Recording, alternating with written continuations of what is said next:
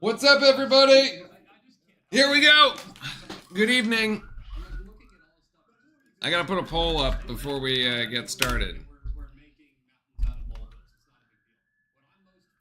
Let's go see at... I want to know who you guys think is going to be the top scorer for the day. So, who's gonna... Okay, all right. So, top Duke scorer.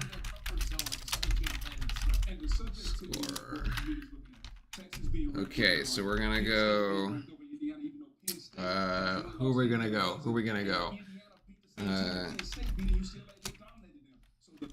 Con.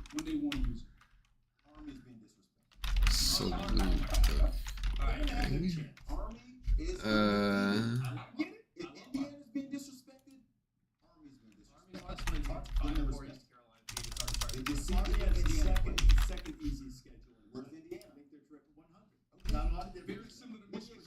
I'm having I'm trying to come up with interesting names, but I got nothing for Caleb Foster.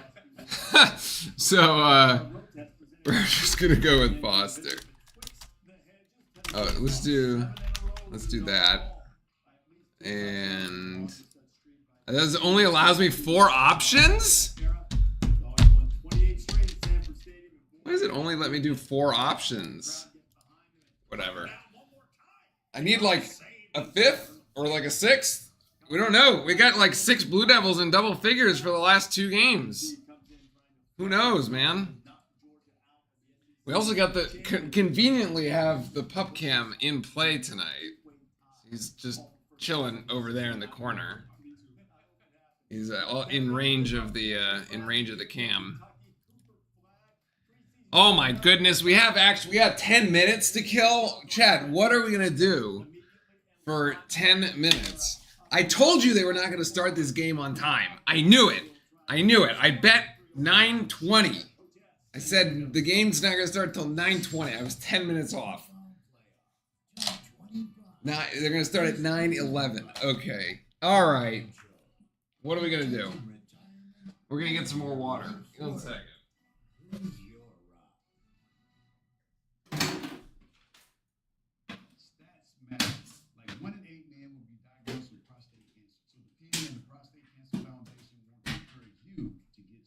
All right, here we go. It's not like I have 9 minutes of commercials to show like the lame stream broadcast, you know? That's not how it works around here. Also, no, I can't see my chat. Why can't I? Oh my goodness. I'm gonna go with Cooper. Favorite card game? 1 sec.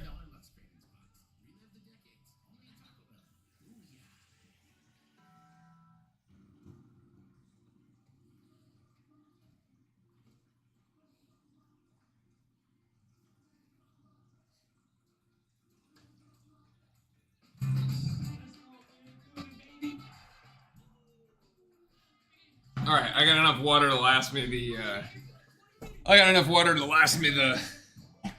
the game. At least I should. Favorite card game? Chris, it's been a long time since I had a card game, to be honest. Back in the day, I used to be a big Magic player. If you believe that. I still have the cards around somewhere. I also have a bunch of Pokemon cards somewhere, too. At least my mom says that she kept them, so they're probably worth something. What I probably should do is sell them and just buy more Bitcoin. You can never get enough of that. Do I like Uno? I don't even think I remember how to play Uno. I have seen people. There's now like you can play electronic Uno, right? You can. You don't actually have to like have the physical cards in order to do it. Anyway, we can talk. Okay, all right. I did my research here. All right. So before the game actually gets going, I have a chance to. We have a chance to talk about some of the stuff because I did do my research. All right. I did my research on the game. Um, it's Uno No Mercy. What is Uno? What's the difference between Uno and Uno No Mercy?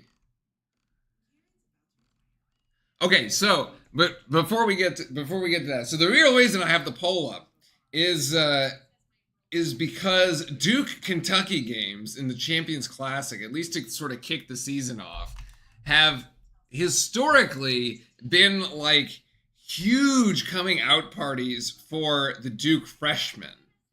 If we go back, was it two two Duke Kentucky games ago in the Champions Classic? You had Zion, who got 28 points and 7 rebounds, and then the previous one, the one sort of before this one, Banchero had 22 points and 7 rebounds. So the Duke freshmen have actually been quite uh, quite prolific, let's say, in these typical matchups. So the highest probability of this poll is probably Cooper Flag, and if it's not Flag, it's probably Khan. It's probably not one of the so it's probably going to be one of the freshmen that just goes absolutely crazy.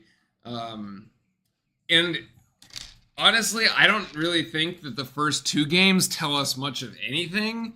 I mean, they're like both 100-point wins. Like Kentucky also, by the way, won its first 2 games, like scoring 100 points as well.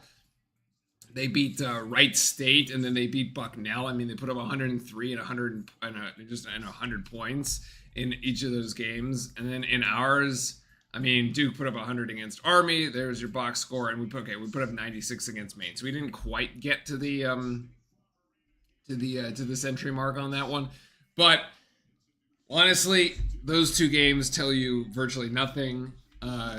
This game is going to tell us a lot, and especially as we start looking ahead of the next 6 games, you have basically 2 little tune-up games in there. You got a game against Wofford on Saturday, which should be pretty straightforward. So obviously we'll be here doing that game. That'll be Saturday. It's an early game on the West Coast, as that'll just be, I think it's a noon tip on the East Coast. And then you go straight into a game. Then you end up playing Kansas, Arizona. Then we have Auburn, and then there's another one in there. Anyway, it's pretty crazy. So this game is going to tell us a lot about, I think, what to expect going forward. One of the interesting things that I've seen a lot of the Kentucky people say, actually, is that let's just say the Kentucky fans are very they think that they're going to win this game pretty handedly, and they think they're going to do it from their 3-point shooting for 2 reasons. One is the sort of the experience and the older lineup of Kentucky, if you will. Obviously, Duke's lineup is basically a bunch of freshmen. The starting lineup for Kentucky is anything but that. Recall that in this particular case, there is no more John Calipari, for those of you who have not been paying attention or are just getting back into the swing of things in college basketball. No more Calipari. He left to go to Arkansas because he's a bloody mercenary that nobody has any respect for anyway. So he can go over and do that. And I guess Arkansas just paid him a ton more money because that's all Calipari goes for, really. But in any case, Mark Pope, now coaching the Wildcats, former captain of the Wildcats back in '96. But as I was saying, the starters for Kentucky, you have Oweh, who's an Oklahoma transfer. He's a junior. All right, you got Butler, who's a grad student transfer from San Diego State University, SDSU, of the getting blown out in the national championship game by UConn fame 2 years ago. Okay, so he has NCAA tournament and championship game experience. Then you have Robinson, who's a grad transfer from BYU. Then you have Carr. Was it Andrew Carr? I make sure I get that right. Yeah, it is Andrew Carr, who's a grad transfer from Wake. If that name sounded familiar, it's because it was. Andrew Carr played against us twice last season. Okay, he put up 18 points in the win, the one we played at Wake Forest, and then 12 points in the loss, the one they played in Cameron. So there's that. And Williams is a grad transfer from Drexel. So between the starting lineup of Kentucky, you have four graduate students and one junior. And our starting lineup is comprised basically of 3 freshmen and a sophomore and a junior. So there you go. The experience versus youth is going to be the topic of conversation here. Again, we've basically been saying, can Cooper Flagg keep up with bigger, more physical players? The first 2 games didn't give us any, there's no readout on that one way or the other. We do know that Flagg was hanging with the NBA guys, being part of the USA basketball select team over the summer. And by all accounts, he did quite well. So now we actually, this is, as Keon says, it is time. This is when the rubber meets the road. We're actually going to figure out what our freshmen are made of here tonight. The other piece of this for the Kentucky side is the 3-point shot. The one thing to watch out for on the Kentucky side is their 6th man, who's going to be coming off the bench. No, not Krisa. Krisa is the 6th, maybe the 7th man. Kobe Brea is the one I was looking for. The 6'7" transfer from Dayton, who was actually, the A-10 6-man of the year, but more impressive, actually, has about a 50% 3-point shooting percentage throughout his NCAA basketball career, okay? Which is the highest mark in the NCAA in the last 6 seasons. So that kid can shoot the 3. That's going to be, if we're counting jersey numbers, that's number 4 for Kentucky, is the 3-point threat on that side. So watch out for that as we go through tonight's game. He's currently shooting 10 of 12 and through the first 2 games of the season, all right? Which is, and he's also the leading scorer on Kentucky with 19 points. Again, not really making much of games where you put up 100 plus on some, cupcake, whatever team. But in any case, that's what to watch out for. And six 3-pointers in the game against Bucknell. So we'll see. Historically, we've done pretty well defending the 3. Last year, actually, our 3-point defense was one of the best in the country. I expect it to actually be pretty good tonight. But 3-ball might be the difference. We'll have to see if Duke has a good shooting night or a bad shooting night. That's is this an NC State or is this a, I don't know, what's one of the games that we shot really well. But in any case, welcome in, everybody. Good evening as we're ready to get underway here in Atlanta. You should have heard all the UK fans complaining about getting Pope during the summer. It's actually a great hire coming back to Kentucky.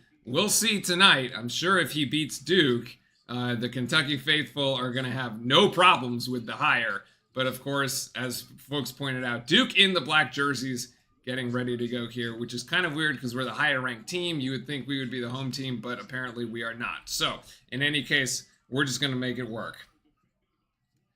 In this case, this is Carr with the turnaround jump shot, and that is short. And it's going to be Malawach with the rebound here. So the first shot from Carr, it's all the players that you don't want to ever see again just somehow keep haunting you because they keep transferring to schools that that basically you just happen to keep playing against.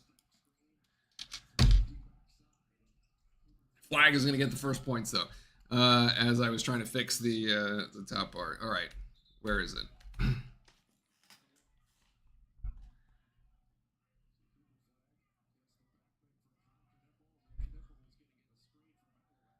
Where is my pop out the chart? There we go. I gotta move this over here.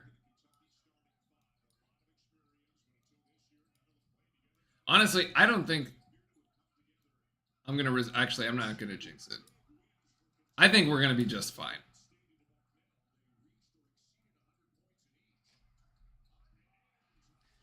I think we're going to be just fine. And Duke has got a quick lead here with Tyrese, but Kentucky down the floor, and it's going to be a foul on Con Knipple. Hulu might, I don't know, Hulu delayed or not. I don't think I'm that far behind. I think I'm pretty close. Obviously, the stream's behind. But in any case, all right, now we get to focus. We got the setup right. I think the... Who won? Who won the poll here?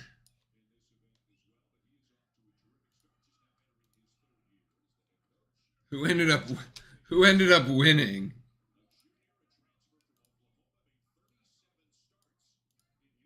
Oh, actually, Flag and Khan tied. Okay, all right. So we got 3 for Flag, 3 for Khan, 1 for Tyrese.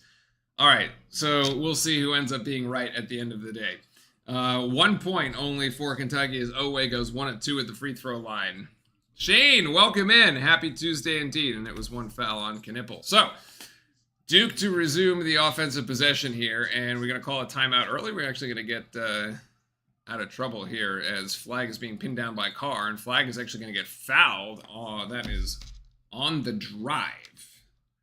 They're going to get Carr. They're going to get 22, which is Amari Williams.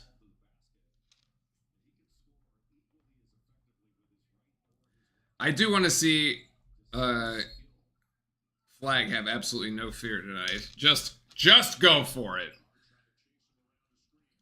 Carr now one-on-one with Flag. He's got to get it out to Knipple. Knipple for 3. That is way off the back of the backboard there. Hasn't quite found the range. Kentucky down the floor. Gives it to Carr on the outside. Thought about the 3. Oh, it's Oway. Okay, yeah. Oh, the indoor back cut to Lamont Butler for 2. Okay. 4-3. Flag's just going to hoist for 3. Nope, that's short. Malowich, nice rebound, though, down low against Carr. 2 points for Malowich. You got to let the jitters wear off. This at least this is not the losing you're out kind of situation, right? It is still very early in the season as Carr hits the step back jumper. 3 points for Andrew Carr, the 7-footer, putting up a 3-pointer. 6-6 in the early going here. Flag to Cephas and Foster. I think that got tipped, actually. The 3-pointer falls up short off the front of the rim as Kentucky trying to push here. This is Jackson Robinson giving it to Williams. Good defense by Knipple there to deny the entry pass, and it's Williams on Malowich. This turnaround with the left is no good. Knipple gets it up to Flag, and Flag is going to go one-on-one, and he's going to get it to Tyrese, except that that's going to be out of bounds. Woo! I actually thought, I'm not sure why Flag didn't just take this to the rim himself. I thought he could have challenged Andrew Carr on that particular one. He tries to go for the assist, this like baseline pass that just gets deflected out of bounds. Let's see what Duke runs off the inbounds here. And we have a foul on the floor.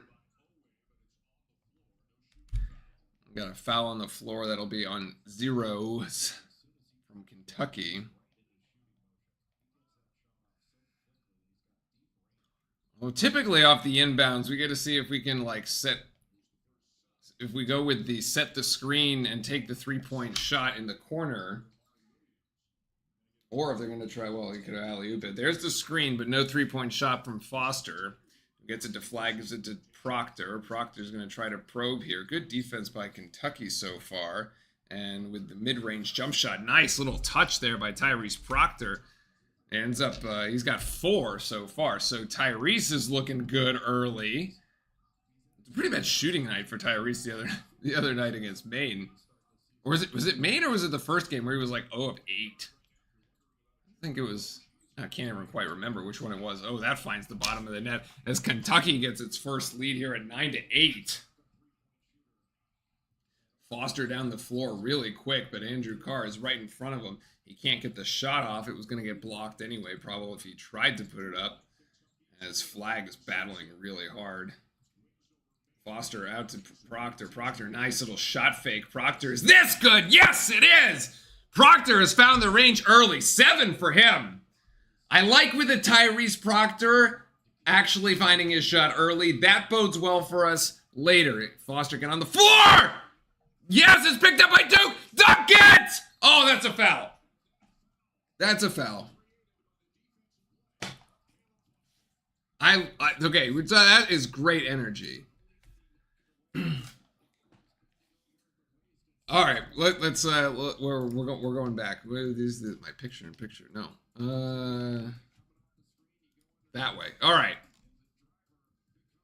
Where's the? Oh, it didn't work. I hate it when it does that. There it is. I can rewind it. I can? I can't. No, I can't.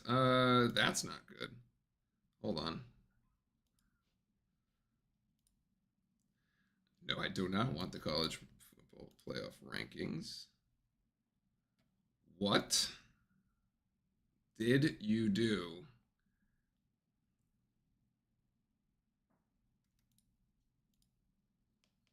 Technical difficulty. First to the floor. Join live. I think I rewind it from here. I do. Ah, now I figured it out.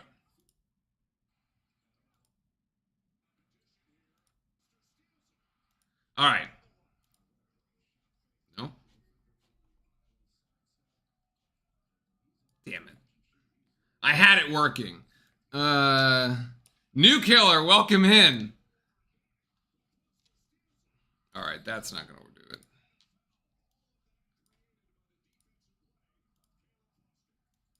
I wanted to go back to the Foster play because it was so... God damn it. All right, we'll figure it out later. Anyway, I wanted to go over the Foster play because I thought it was quite good. The problem is rebounding. Other players got to be under there besides Malawach. So yeah, let's look at the... One thing we can do is look at the stats for this one. So, let's move that over there. Let me pull up the live stats. The rebounding actually doesn't seem too bad. The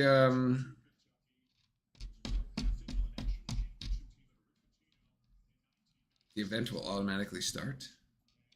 Oh, there it goes. Okay. Come on. Come on. Split box. Oh my goodness.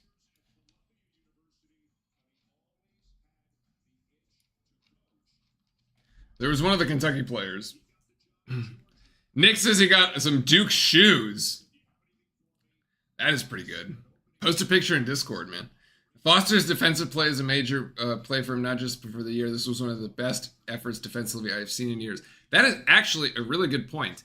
I don't know if I remember like a defensive play from Foster like that we just saw, where he strips the ball from the defensive player, hits doesn't really give up on it, hits the deck, goes to half court, and then ends up with the and Duke ends up with the possession. Usually it's like a Tyrese Proctor that ends up doing that kind of play. Speaking of Proctor, he's going for another three, and that did not work.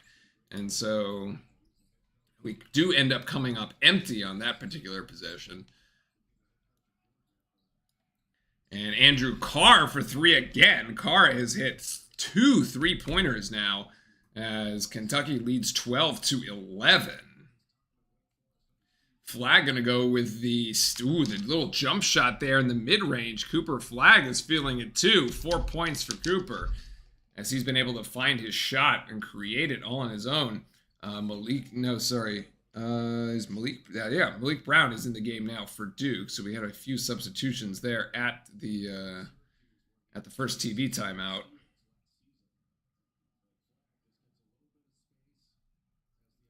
Yeah, Andrew Carr just trying not to have Flag blow by him, but we all know that Flag can do just about everything: dunk, drive, mid-range jump shot, 3-point shot. So it doesn't really matter. I think the kid's basically unguardable. 3-point shot out from way outside from Krisa. That connects again. So Kentucky has now hit 4 threes. They're 4 for 4. As I was saying that, the stat comes up, and Knipple gets stripped, and it's a turnover from Duke. So of the 15 points, Kentucky has 12 of them from beyond the arc. So it's a battle of 3s versus 2s at the moment, as Sion James is also in the game for the Blue Devils. Jalen Johnson is a triple-double against the Celtics as the Hawks are... Man, I was never a big fan of Jalen Johnson. I have to say, I don't like. It always struck me that he like quit on the team back halfway through the season. That was just such a bizarre and it was the COVID year too. It was like such a bizarre setup. Kentucky for 3 again, and they've hit that one. Oh my goodness, Colin Chandler, everybody from Kentucky hitting 3s, 18-13. Sion James now on the assist from Flagg, and he puts it off the board, actually the backboard rather, too strong. Malik Brown almost stole it back.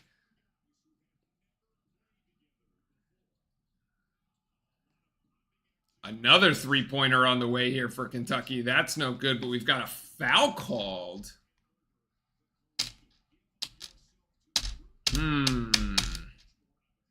That is a pretty lame foul, honestly. As Cooper Flagg is going to get called for it.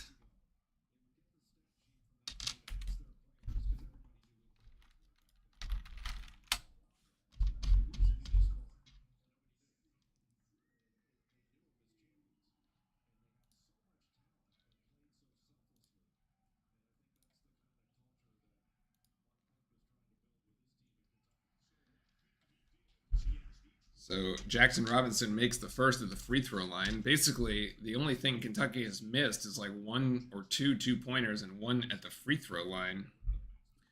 As I say that, he misses another one. 6-4, 1-2. Wait, who's got the 4? Oh, always got the other one. All right, so one of 3 at the free throw line actually for Robinson.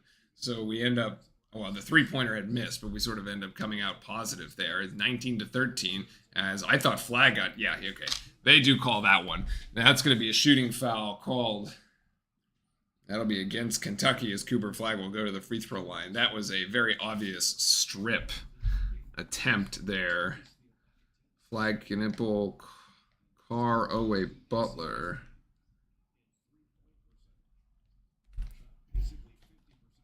There's a 4th foul there. Almanor, 15. Almanor, rather. Okay, Cooper Flagg at the line. Skylark, welcome in. He's not home yet. What is going on is that Kentucky hasn't missed from 3. And we did talk in the pregame, essentially, that the three-point shooting from Kentucky was going to be one of the storylines, and whether or not we could actually defend the three-point line. So far, that completely favors Kentucky. 5 of 5 from beyond the arc here, as they have 15 of their 19 points from distance. And Cooper Flagg going to convert both of them at the free throw line. He's got 6. So it's Flagg with 6, Proctor with 7, Malawach for 2. Those are the 15 points for Duke, and a smattering of Kentucky players that have just been drilling it from beyond the arc. Otherwise, the interior defense from Duke has been pretty good. Amari Williams gives the ball off to Colin Chandler, being guarded by Foster, and Kentucky resets, and this is from way down long, Brea, actually, and that is the first miss from Kentucky, as Brea, who hit 6 three-pointers in the game against Bucknell, was the last game that Kentucky played. Airballs one from beyond three-point range. That was a bit... that, I think, is what we call a heat check, like a team heat check. As Flagg drills in, goes high off the glass, and he's unstoppable. Cooper Flagg with 8 points so far gets Duke back to within 2. We did say Zion Williamson, big game as a freshman. Paolo Banchero, big game as a freshman. We sort of called it that Cooper Flagg might be due. And so far, he's got 8 points. And Kentucky almost passes the ball off their foot. They got 6 seconds on the shot clock here to try to make something happen. It's Williams on Malawach. Williams, good defense by Malawach here. And it's going to be a Duke team rebound as Flagg comes out with it and Foster up ahead. Foster, you got to push the tempo. Kentucky does do well to get back in transition. As Flag is going to go one-on-one. He's got a mismatch, actually, so Brea strips him. And that might just be some graduate student experience versus some freshman inexperience there, as Flag was trying to drive and got stripped. This is going to be a wide open shot here, and it's going to miss. So Kentucky has cooled off, even though that was wide open here. In transition, we're going for the dunk! Oh! James! 19 all! Woo, this game is actually quite good. Wow, that was a bit of a poster, honestly. It was like 2 Wildcats just watching it. Oh, what? That was... Amari Williams for 2 points with probably the weirdest shot that I've seen. Oh, that is an offensive? No, it's a blocking foul, actually. Is going to get called on Creasa. Wow. 21-19. Duke with possession. As we've stopped play here.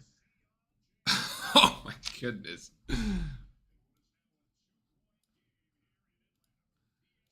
This is working yet? Not working. It's not working. Why are we... Oh, I have a feeling I know what we can do.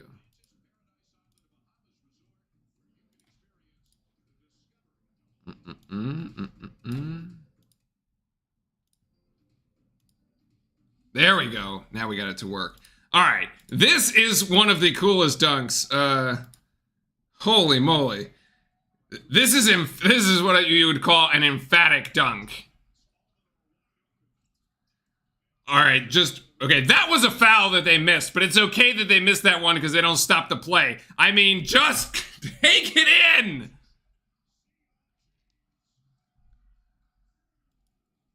That's one of those, like, with no regard. Like, literally with no regard.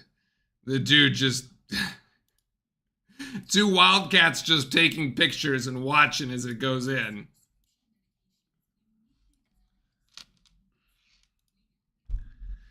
All right, so 21-19 is the score here. It's 5 fouls to Kentucky and 3 for Duke. Hold on. Flag, Knipple. And who's the third one on? Oh, Malik Brown's got 1. Okay, so our 2 freshmen with 1 foul apiece that we need to, kind of keep tabs on. I'd let Cooper keep going, though. I mean, there's 11:24 here in the first half. We're okay. We're on pace. The absolutely crazy 71% three-point shooting for Kentucky, although they've missed their last 2 after going 5 for 5. After going 5, they're 5 for their first 5. They missed their last 2.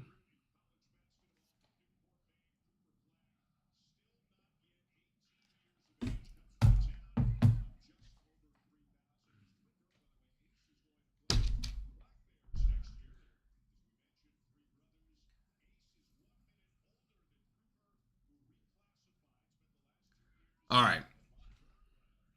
Back at it here.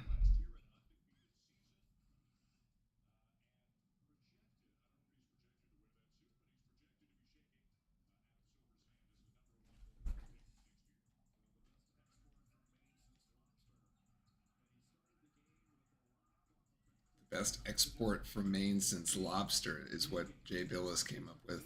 Wow. I'm not even sure the best export from Maine is lobster. I'm not really much of a lobster fan. I'd say their maple syrup is better.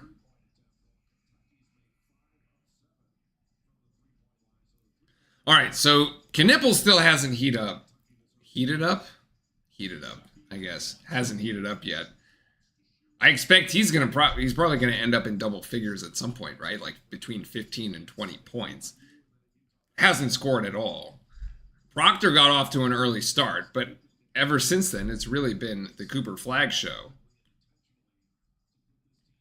Proctor basically scored Duke's first. Well, I think Cooper got 2, then Proctor scored 7, and then Cooper's had 6 essentially. So been a couple swings back and forth.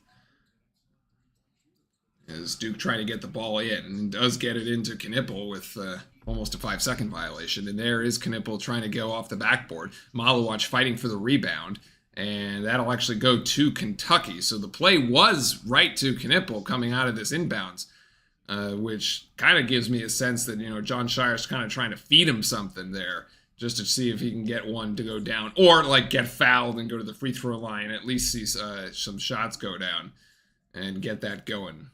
But unfortunately come up empty. So Duke trails by 2 here with 11:10 to go, 21-19.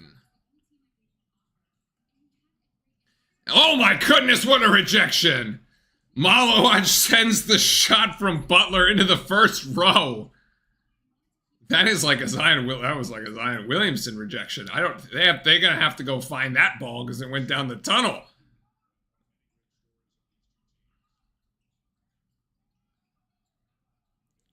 Kentucky after the inbounds here to Brea. Brea's going to put up the 3 from the corner, and then the weak side rebound to Foster, as there was no Kentucky Wildcats there. It's a one-and-done shot for Kentucky, as now they have seemingly gone cold from beyond the arc and are 0 for their last 3. Foster trying to drive left. Foster does get into the backboard. Nice drive by Caleb Foster. That's 2 points for him, and Duke has tied it up here at a 21. After what was probably a bad shot from Kentucky, the 3-pointer no good as Kentucky continues to come up cold, so they couldn't duplicate the 5 for 5. They're now 0 for 4. Duke with an opportunity here, even with Flag on the bench, as Foster drives in there, and now Foster gets his own rebound after it was tipped out by Malowacz. Foster back to the drive again. No, actually, Kentucky's really going to set the defense here. Sion James is going to wait for the screen from Malowacz. Goes the opposite direction. Actually tries to go up and under the backboard, but just too strong. Oh my goodness, as Kentucky comes down with the rebound. That up and under move I thought was going to be good, as we got Proctor waiting to come into the scorer's table here. Malowacz guarding Williams. Williams trying to body him down. Good for Malowacz to not move his feet. Is this a and one, or is this a foul on the floor? I actually thought this was pretty good defense.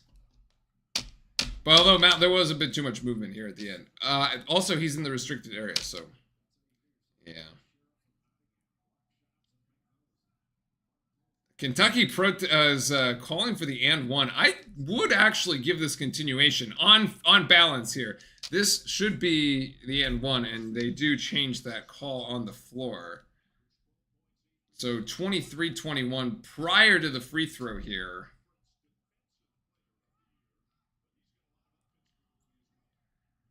And that free throw is no good. So actually Kentucky pretty abysmal from the free throw line. Never mind. We got a lane violation. They're going to get another shot at it. It's actually pretty abysmal. 2 of 5.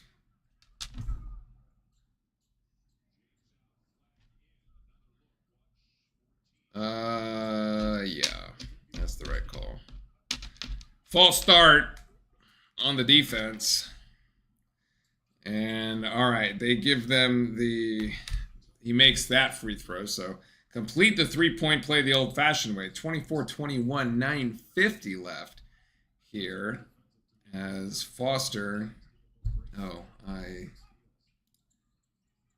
really hate that doesn't update if it's not active. I don't know why that is.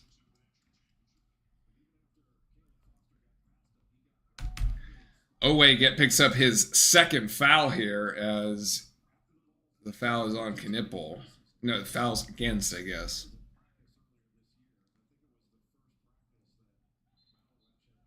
Wow, Malowacz with the resounding rejection. The other odd part of this game is that Duke is still not at full strength, right? We don't have Gongba yet, so we're missing one of our 7-foot centers. Knipple, nice pass over to Cooper Flag in the corner, but Flag can't hit it. Malowacz will recover it, actually, and no, actually, he won't. The ball hit out of bounds. The ball went out of bounds. It's an opportunity here for Kentucky to actually get a little bit of separation. Probably come up with it's a 4 or 5 point lead. Unfortunately here, Cooper Flag is just not quite on line, a little bit to the right.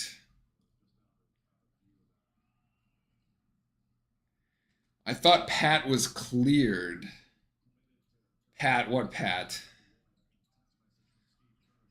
Oh, Pat Ngongba? No, I don't know. He's not. There's like no actual timetable for him to come back. That should be if that's a foul.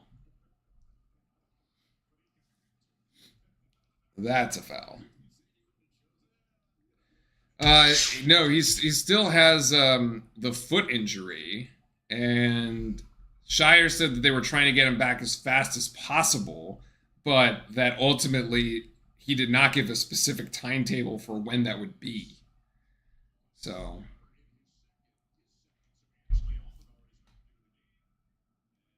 and that is going to be the second foul for one of the other Kentucky players, Carr, actually, as Knipple goes to the free throw line for the 1-and-1. Oh my goodness, he shanked it. Usually a pretty good free throw shooter, actually. Misses the front end of the 1-and-1, so we still have 24-21, and it's a 3-point margin for the Wildcats here. Oh my goodness. I was about to say good drive for Kentucky's Butler, who just gets flattened by Malik Brown. That'll be Brown's second foul. So, oh, actually, no, he just slipped. Oh, they called it travel. Never mind. He just slipped. I thought they had blown the whistle for a foul, but no, he just ends up slipping on the floor. So it's that unforced error, actually, and Kentucky turns it over. Flag 1-on-1 here. And we got another foul on Kentucky as it's turning into a bit of a foul fest. That's going to be on Brandon Garrison, actually. I guess racking up the fouls on the other team is a strategy. They bring help here. They basically bring a double team against Flag. Bring the double team late, and now we've got a 1-on-1 situation again at the free throw line here for Coop, who actually does hit the front end of the 1-on-1, so that gives him 9.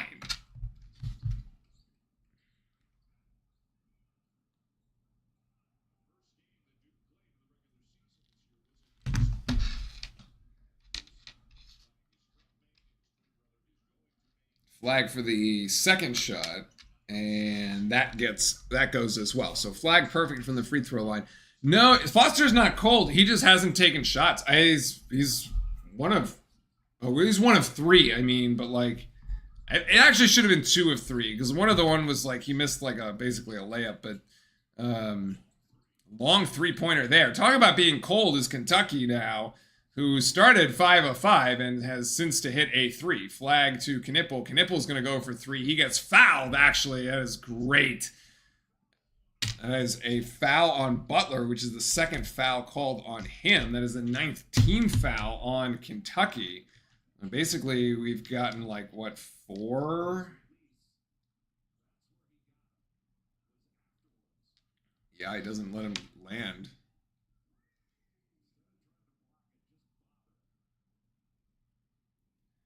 So Knipple back to the free throw line. He makes that one after missing the 1-and-1. Those are the first points for Con Knipple. So maybe that will get him going at least. I actually thought who was cold was Knipple, was the one that seemed cold from shooting.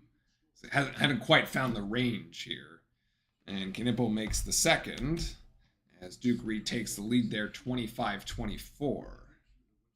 I'm cool winning this thing at the free throw line, by the way. We can totally do that. That works for me.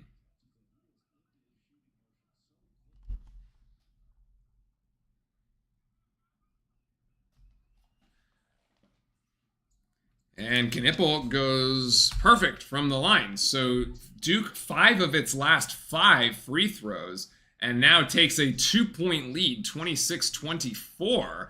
After Kentucky has taken some ill-advised 3-point shots, they are now 5 of 11, so they have missed their last 6 after hitting their first 5. So as we call, reversion to the mean there, as the ball is knocked out of bounds by Malik Brown. Great hands in the passing lane, and we've got 10 seconds on the shot clock here. Kentucky's going to have to make it happen. 8 seconds for Kentucky. 7, 6, 5. Great defense here by Duke. 4, 3, 2, and there's the shot, and that's no good as Flag skies for the rebound, brings it down with one arm there, and Flag gonna give it to Proctor in transition. Proctor steps right into it, long rebound Duke. No, actually, Knipple goes down hard after trying to get that rebound, but it's handed over to Kentucky, who turns it right back over, and that's a foul from behind, but it Con to Flag for the dunk! Timeout. Timeout, Kentucky! This is the Duke defense that we saw last season, but better. Okay? This is the Duke defense, but better. I have to say, I am a huge fan of this. Hold on. Go back. All right, so this is a miss by Proctor. Great effort by Con. Just doesn't get it there, but he doesn't give up on the play. Look at him running back. There's the deflection from Proctor. That was a foul that they missed, but great heads-up play. Great play by Con Knipple not to give up on it, despite the fact that he's laid out on the floor. And he's the first one down the floor going the opposite direction. Duke in transition. Brilliant play, brilliant hustle. This is why Duke is up 4 at the moment. And Mark Pope is having words with the refs because he's not liking this. He's not having fun right now. Kentucky fans were all over the place when they were 5 of 5. Not anymore. What did the Blue Devil mascot have?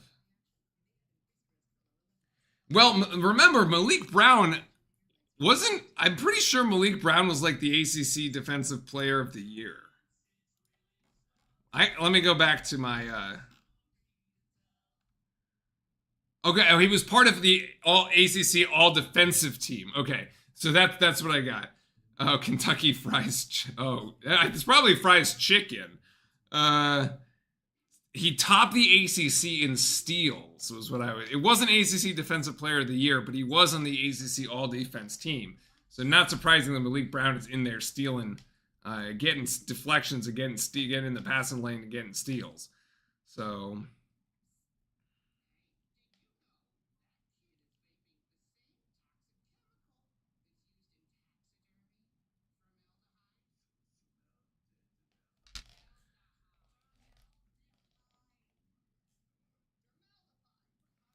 Good timeout by Kentucky, though. They really needed it.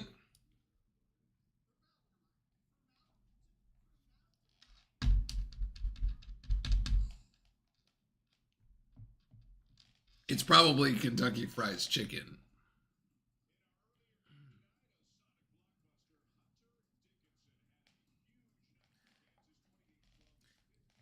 Let's see, they're replaying some of the highlights from the Kansas game that went first. Kansas and Duke actually tied in terms of number of wins in the Champions Classic. Now Kansas obviously ahead by 1 since they played first and won, but so Duke weathering the early storm here by Kentucky.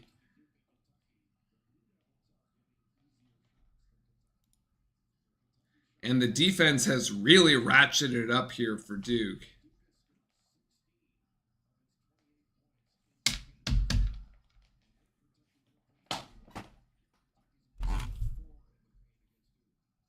Oh, you're watching the game too.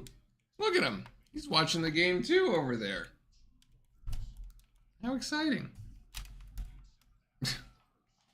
Everybody in this house is watching the game. Oweh with 2 fouls back in the game, actually. Won't get that. Williams tries to go back for the dunk, but can't get that. Proctor on the floor as Duke comes up with the rebound. And Con Knipple driving down the floor. Caught off the backboard! Wow, what a kind of a broken play, but Duke comes out on top. Oweh, the three-pointer, no good. Carr with the rebound there. They're going to reset. This is going to be Creasa for 3. In and out. Kentucky still can't hit the ocean. Flag down with the rebound. Let's go, boys! Knipple for 3! Oh, my goodness. Oh, that was the opportunity. Oh, a reach and foul on Flag. That'll be his second. That was a quick whistle there by the refs. Oh my goodness. Knipple had an open three-pointer. He just does not hit it. They would have put Duke up 9. Oh, yeah. Oh my goodness, that would have felt really good. That would have felt like a really good play. So, Cooper Flagg to the bench with the 2 fouls at the 6:40 mark of the first half. As James comes in. And Kentucky still hasn't hit a three-point shot in probably 12 minutes of game action. It felt like before the first TV timeout, they did everything.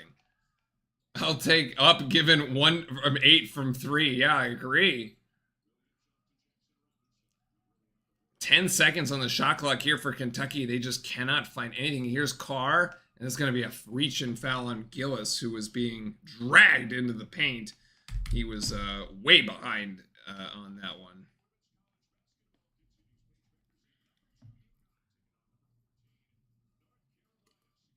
Skylar, clearly the answer there is to swap the cat for the dog. Eventually. I don't actually know if there's... I'm sure there are households with both cats and dogs. I have no idea what happens, though. It's usually one or the other. Or you give the cat to your girlfriend and you just keep the dog. Smarter move. Williams backing down Malowacz. Good defense by Malowacz. Oh, too many. Owe gets the tip in there as it hit the backboard about 5 times before finally dropping. So 30-26. 4 points is the margin. We could have had 9 as Proctor thought about it. Proctor now in a double team. Out to Gillis, and this is Knipple almost stolen there. Knipple tries to go off the backboard, can't quite hit, so Duke a little cold here. As Kentucky trying to put a run together to claw themselves back into it. Passing around the outside perimeter, now trying to drive. Oh, that's an offensive foul! Yes, it is! Jackson Robinson with an offensive foul as Proctor hits the deck. Absolutely an offensive foul. Yeah, he throws the left arm, man. It's like too easy.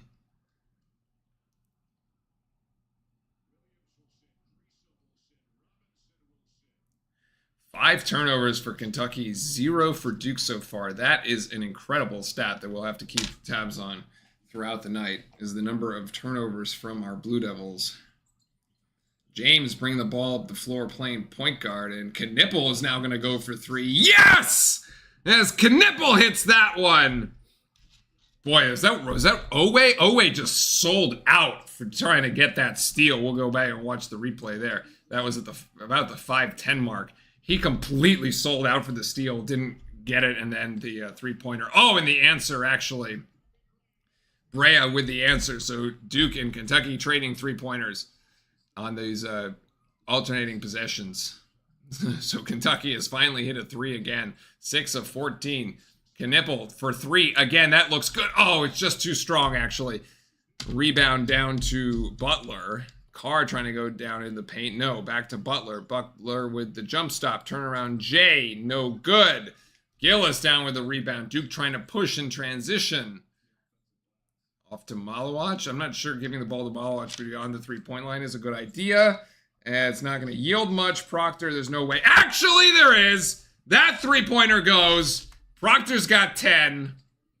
That looked like way to the right. Timeout, Kentucky again.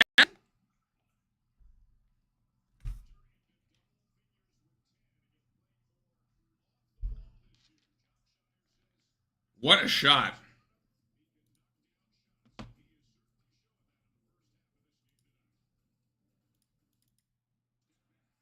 I mean, I did not think this one had a particular chance. I mean, you look at this. Okay, so he gives it to Malowacz beyond the 3. I'm not sure where that's going, but like, when he puts this up, it looks like it's way to the right. It just ends up going. I'll take it.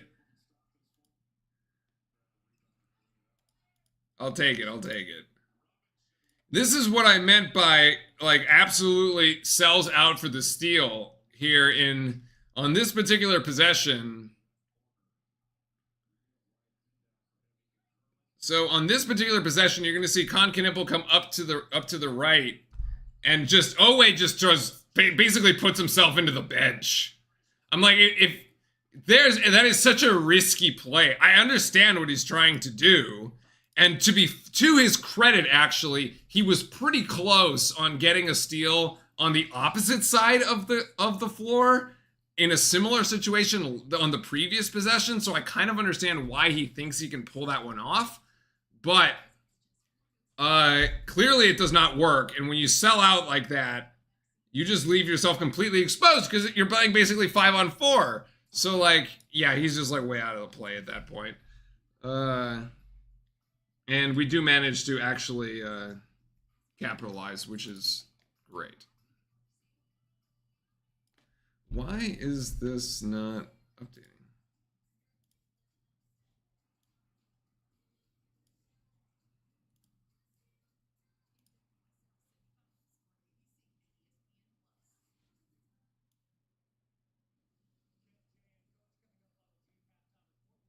Welcome, Timothy. Welcome in. Welcome in.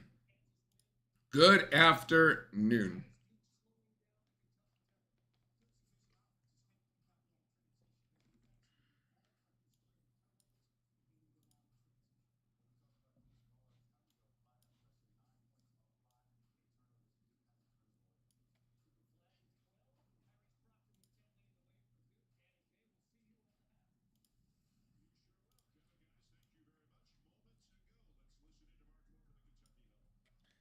Are you worried about limited shooters from 3? No, not really. I mean, Foster can shoot 3, sort of. Like, if we like stack them, as far as like, okay, you got Flag for sure, Proctor, yes, Knipple, absolutely, and then like your next tier of shooters would probably be like Foster. I mean, Isaiah Evans is one of the better 3-point shooters, but he's like a 6th man coming off the bench.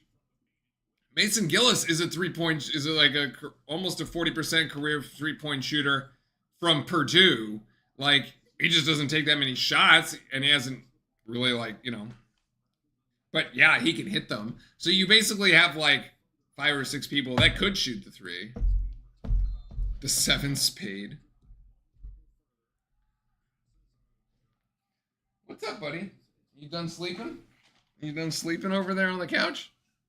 All right, we've resumed play here. Presumably that was the under 4 timeout. I wonder if Malawach will shoot a 3. Probably in a game that we're up by like 20 or something.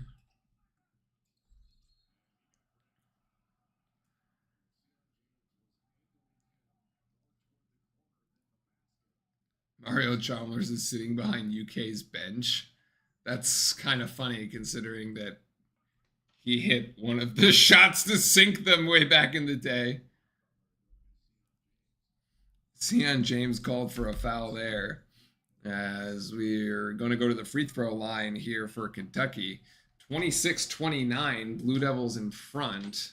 And the miss on the 1-and-1 there by Kentucky as Knipple comes down with the rebound. So Kentucky coming off empty on that particular possession.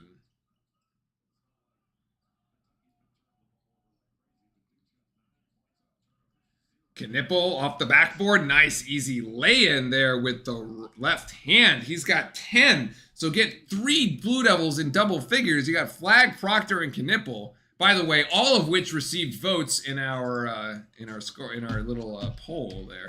As Kentucky's got another 3-pointer, Lamont Butler, for another 3.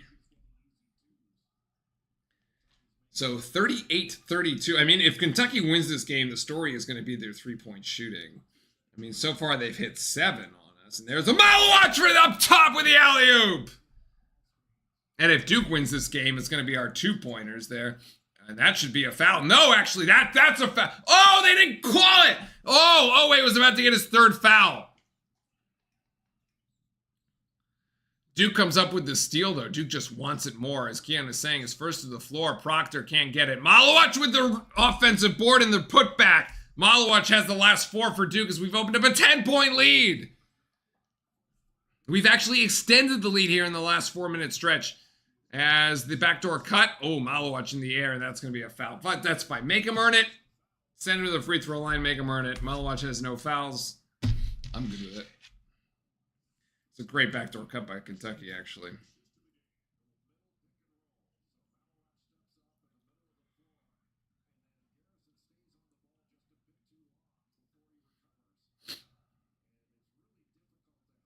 I love having a giant 7-footer. It is great. That actually can dunk the ball. What a refreshing, what a breath of fresh air. So refreshing. Wow, we have some interior post play. It's a miracle. Huh.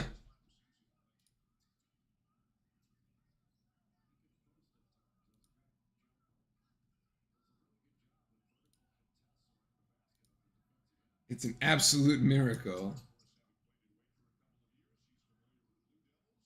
I found orange flavored mints.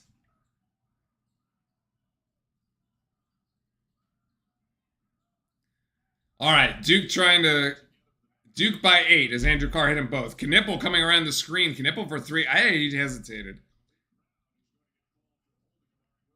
Okay, that'll be Brown's third foul there, I think, if I'm mentally taking the notes correctly.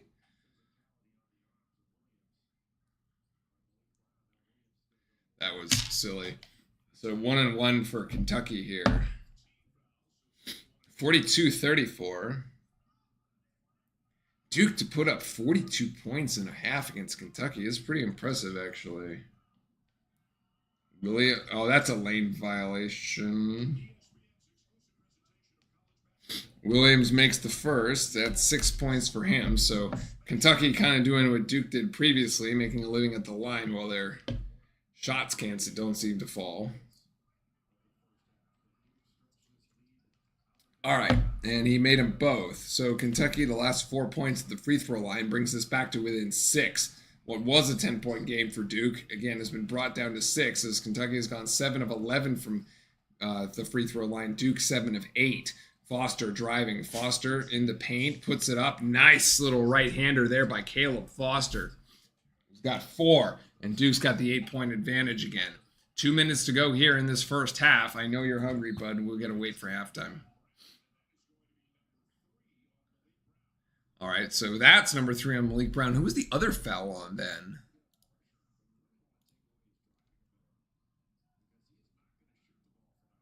Malowacz has 2. Flag has 2.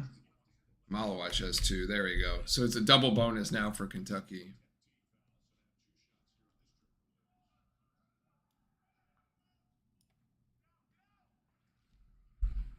Kentucky making a living at the free throw line. Actually, Amari Williams now 8. Chris, how did I know he was? I didn't know you were hungry. I know the dog is hungry. And Amari Williams misses the second one, so a 7-point margin here for the Blue Devils. Number 9 Arizona, number 1 Kansas, number 5 Auburn. What next week is going to be crazy, y'all. Oh my goodness, Foster called for the foul. Is that that's not next week, it's the week after, right? Nice, the 20.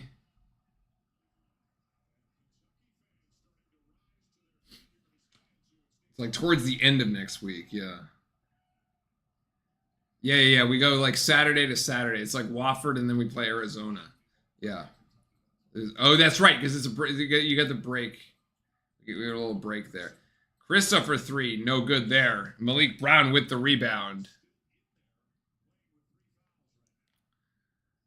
Well, Malik Brown is still in there with 3 fouls because like everybody's got fouls. The ref has been called. It's like they called a bunch of Kentucky and then they caught up and called a bunch on us. So I saw today, Skylark, that Auburn is actually number 1 in the Ken Palm rankings. Knipple there, nice separation and drills the shot. He's got 12. Knipple making hay here as Cooper Flagg has been on the bench actually since the 6-minute and 10-second mark. But Duke has managed to maintain its lead here as good hands by Proctor. That'll be out of bounds on Duke. Good deflection, so Kentucky will have 19 seconds on the shot clock, 46 on the game clock. They could go 2 for 1 if they go really fast here.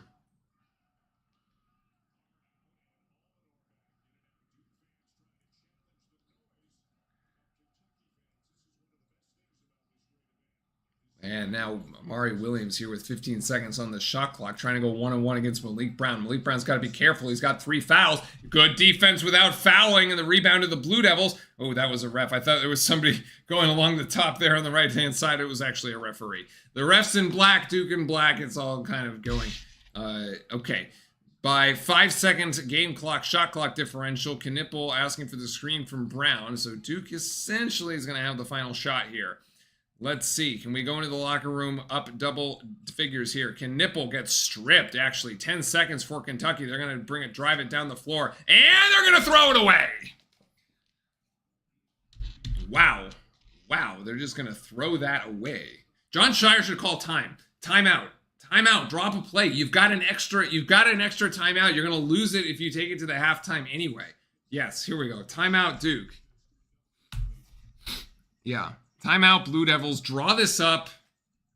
Put Flag back in the game. Like, you know, that's another reason to call a timeout here. You want to have your best offensive players on the floor. Get Flag back in the game. It's only 1 offensive possession. The chances that he picks up a 3rd foul, basically 0. Okay. You got Flag, Knipple. Take Brown out. He's in there for defensive purposes mainly. And then, yeah, just put your starters back out on the floor between Foster, Tyrese, Con, Flag, and Malawach. Just reset the lineup here. Drop your best play for 5 seconds. You got to go the full length of the court. There's no advancing the ball or anything. Looks like James is going to stay in.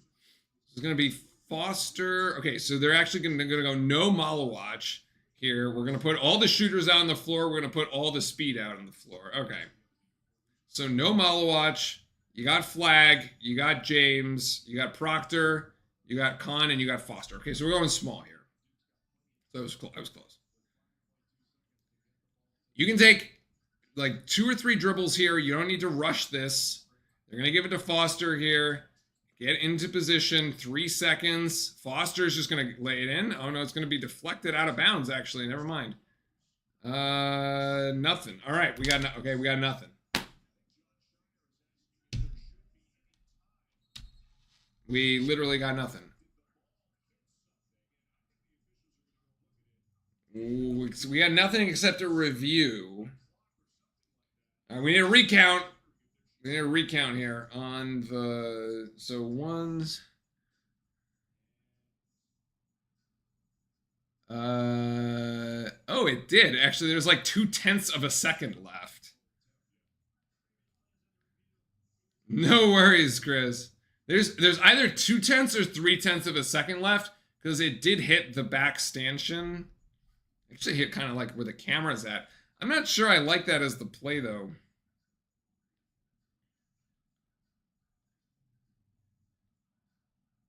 I don't know, guys.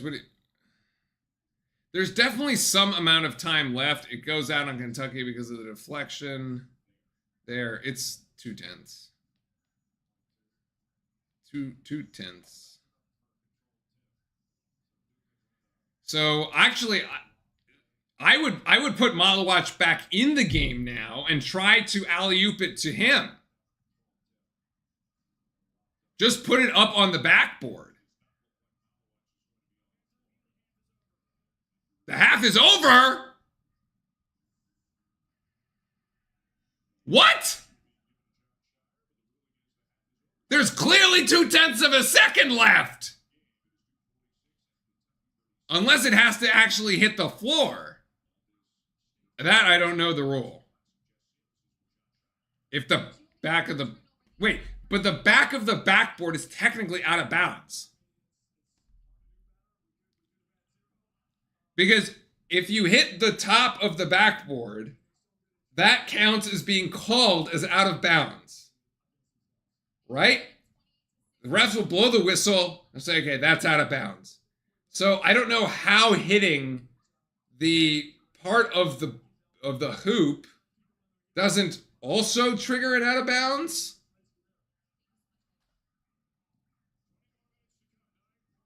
I am a little confused on exactly how this is officiated, but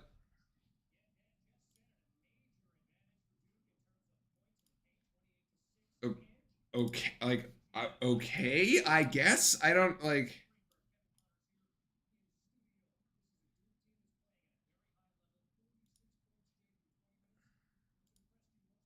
Hold on.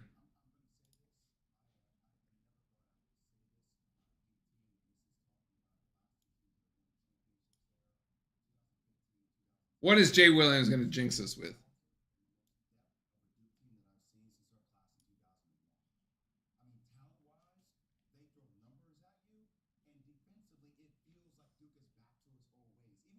This is the most depth that Duke has had, is what Jay Williams is saying. Okay. But this doesn't make sense. So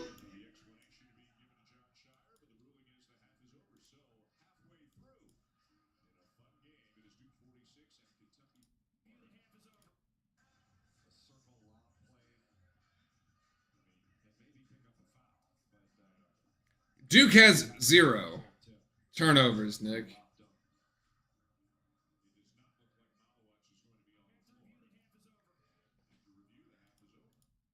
Hold on. Okay, so this particular play.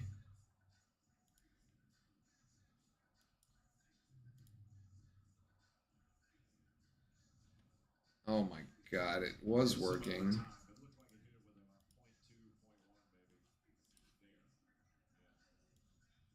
Okay, so yeah, like they say here, like this, there is 0.2 seconds on the clock.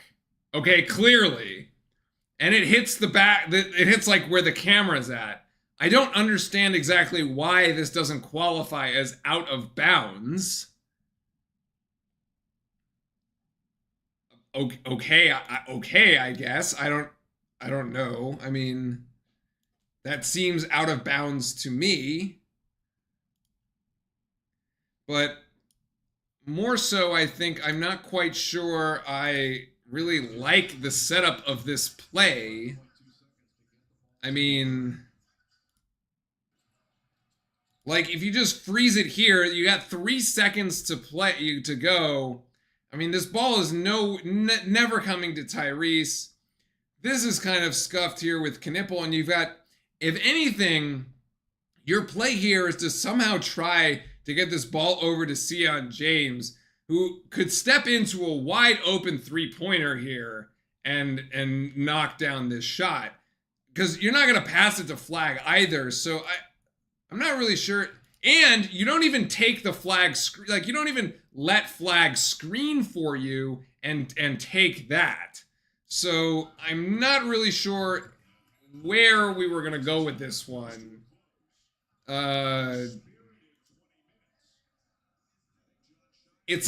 That final play is a bit odd, honestly. I think that's kind of one that we kind of wished we could have back.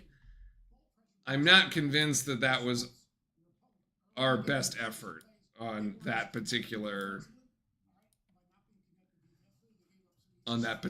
possession, especially when you had just called a timeout and been able to like draw it up. I mean, granted, you have to bring the ball all the way up the floor, but like to not even get the shot, to sort of get the shot off, but like not really.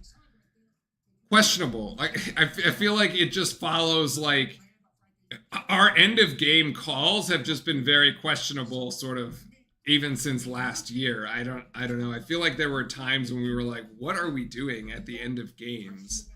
And it just like wasn't really well put together, I would say. There was a lot of questions about like, yeah, anyway.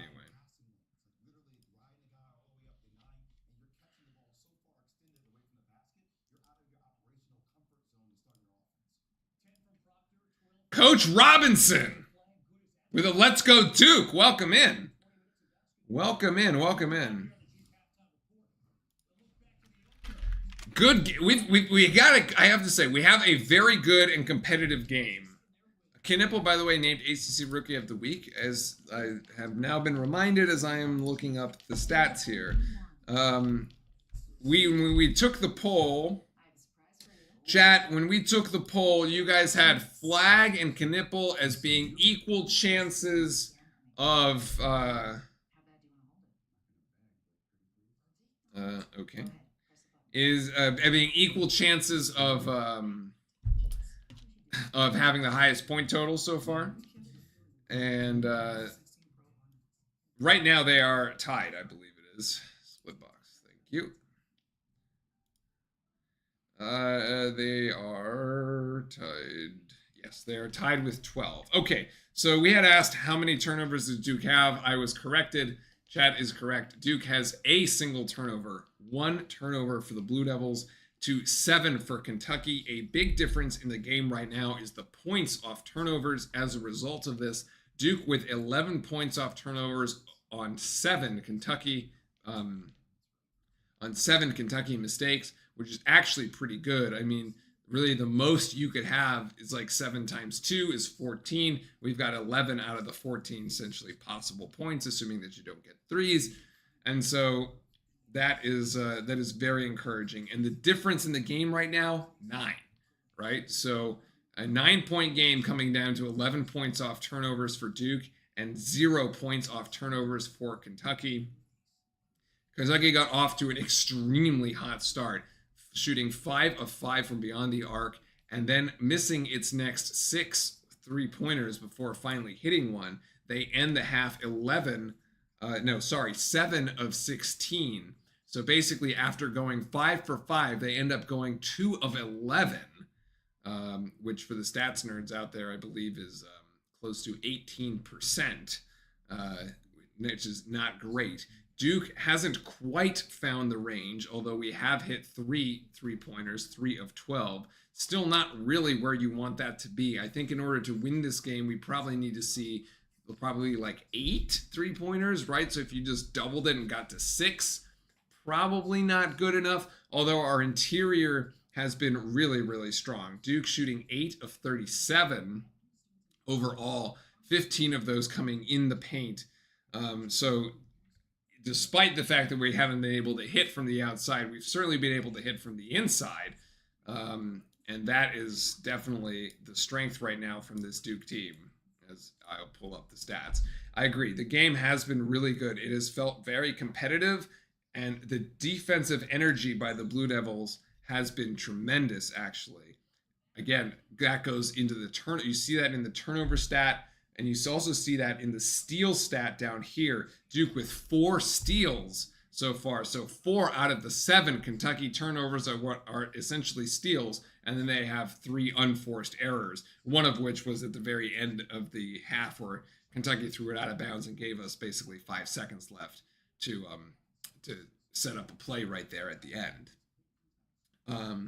Rebounding basically even, 21-20 in slight favor of the Blue Devils, and the second chance points actually only 4-2. So even though Duke is getting more shots off, we aren't quite converting on those. We've got 7 more shots than Kentucky, but the second chance points, not much there. Points in the paint is the other big outlier, or really sort of delta between these two teams.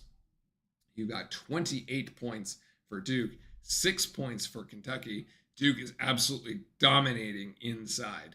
And it's not really on the rebounding, but it's just like we're getting easier shots. We're getting shots off the backboard. We're getting dunks. We're getting alley-oops. Malawach is going to be a beast in the future. I actually think Malawach and Ngongba, when you put the two of them together, it's going to make it so that teams can't double, right? And it's just going to open things up a lot of them for the so it's even going to be, I agree, it's even going to get, I think that's even going to get better. Cat fan, it's okay. We understand that you're on the side of the Blue Devils for tonight, but yes, you are. It's not great for Wildcats. I don't know if, I guess it's going to be pretty bad for Arizona too, I would think, because they're also Wildcats. Well, we got Kentucky Wildcats and we got Arizona Wildcats. We got to clear the foul situation out here. The fouls are accurate. So it was 11 fouls for Duke and 10 for Kentucky. For a second there, it looked like Kentucky was just going to have so many more fouls than Duke. 7 assists for the Blue Devils here on the 18 makes, and actually 8 assists for Kentucky on 11 field goals. That is one of the interesting things about Kentucky is their very high assist ratio. They assist on about 70% of all their makes, and that is through their first 2 games of the season. And here in this game, they've got 8 assists on 11 made baskets. So you definitely see a very similar sort of pattern there when Kentucky is with Kentucky managing to get a very high assist ratio. The free throw line actually more or less even from the two teams, although Kentucky hasn't been shooting particularly well. If Kentucky was shooting better from the free throw line, this game would be closer. They're 8 of 13, and they did leave at least one and one on the line after missing the first one. Duke is 7 of 8, so much better shooting percentage, but fewer free throws. And so far, that looks like a bit of a push between the two teams here. So, in any case, I mean, we just need to keep keep the foot down. Again, we talked about at the top of the show there was going to the sort of the keys to the game, or at least what Kentucky fans thought was going to be their keys to the game, which was really Kentucky with its experience. Right, and having these grad transfers, these older players, and then also its 3-point shooting, and so far the experience really doesn't seem to be much of an issue either way. I think our freshmen are playing just as well, if not better, than Kentucky's players. I mean, no player on Kentucky is in double figures so far, and on Duke you have 3 players between Proctor, Flagg, and Knipple, two of which are freshmen. I mean, at this point, those are your 3. Those are the 3 known quantities. Foster has 4 points, Sion James has 2, and Malawach has 6. Malawach has been doing his damage in the paint. I'd like to see, I think somebody else probably has to step up here and get into double figures as well if we're going to continue this down the road. I don't know if you end this game and Flagg's got 25 and Knipple's got 25. I mean, that would be pretty ridiculous. But sure, why not? Right? It could happen. Scoring. I wish it showed me I wish I had the shot chart here. I got a shot chart on the play-by-play. Nothing.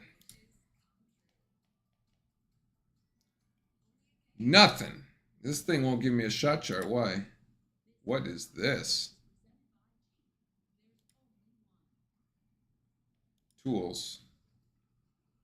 No.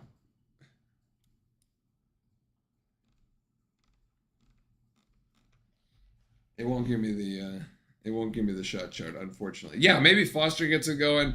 I mean, Proctor, if you get 15 from Proctor and you get 20 and 20 out of Knipple, I think we feel pretty good about that, honestly. And then Malawach goes on with 10. That's pretty good too. But yeah, but look, I mean, we've kept the Kentucky players pretty much grounded so far. Look, I don't expect Kentucky to roll over and die here. This is going to be, I expect kind of like what you've seen. Look, the Kansas-Michigan State game was actually pretty close there until Kansas pulled away there late in the game. You also saw Kansas and Carolina playing earlier in the season. That was the first game for Kansas, or the second game for Kansas, where Carolina basically lost it late to Kansas. Thankfully, the Kansas was able to pull that one out. But Carolina came back after being down double figures, right? So, clearly you can't let up here because these good teams are going to manage to come back on you. So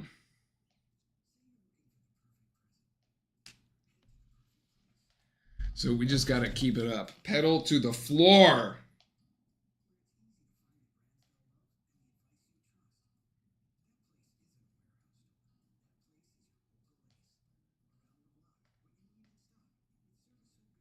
Pedal to the floor.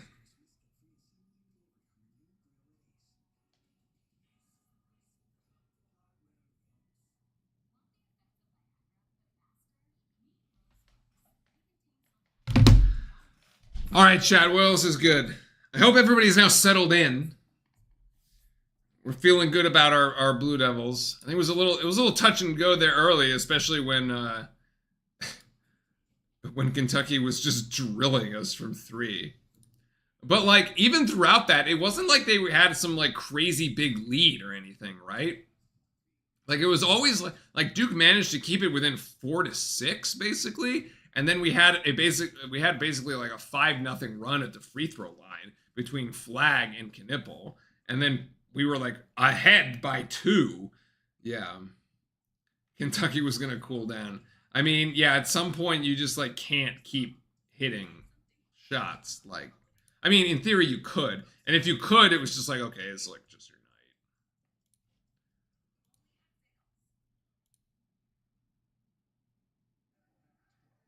night. All right. We're ready to get this thing going again. Out of the halftime. Let's do it. I'm back to live, I think. Pretty close. Yeah, we're back to live. If you get 25 cards in your hand, you're eliminated. They have like +10. Uno, no mercy. No mercy is what I want to see us show the Wildcats right here in this second half, okay? Duke to start with the ball. And by the way, if you haven't been here before, welcome in. We do this little Blue Devil community here. We do basically every game. So make sure to drop a sub and a like and all that good stuff and come back. We'll do the game against Wofford on Saturday. And then we'll take a little bit of a break. We have about a week's break before we go to Arizona. So it should be fun. All right, let's do it here. Flag inbounding to Mr. Foster. And Flag has it again as we have the first 10 seconds of the first half. Flag, turnaround jump shot on Williams. Not quite. That was a difficult shot. We got 2 players going really tough for the ball as Malawach in a little bit of pain here as the ball is called out on Duke and over to Kentucky. Duke managed, and he looks okay. Duke's players are going to help him up. No need for the trainer there. Ooh. He gets rolled up on. Oh, God, chat. Not the knee, not the foot. The last thing we need, man, is another foot injury. All right, Butler passes it up to Owe. Owe with 2 fouls here. In and out. Duke with the rebound. Duke first to the second to the floor, actually. We got a held ball here. We got a jump ball. That'll be possession to the Cats. And that should then reset it to Duke. Knipple there on the ground. I like the effort.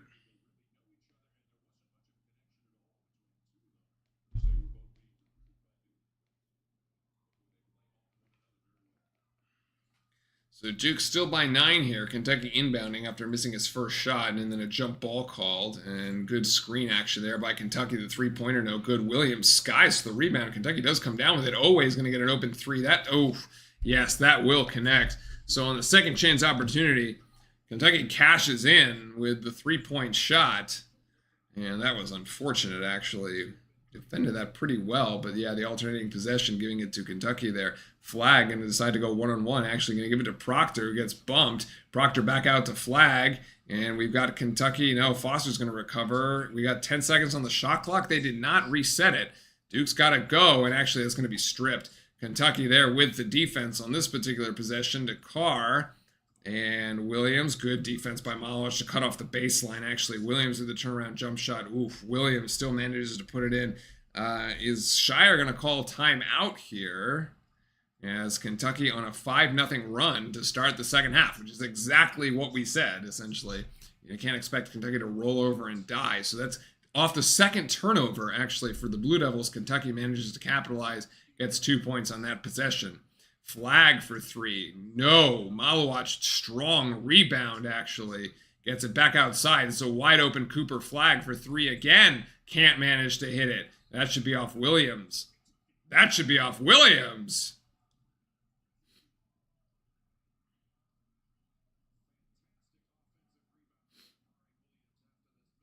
No?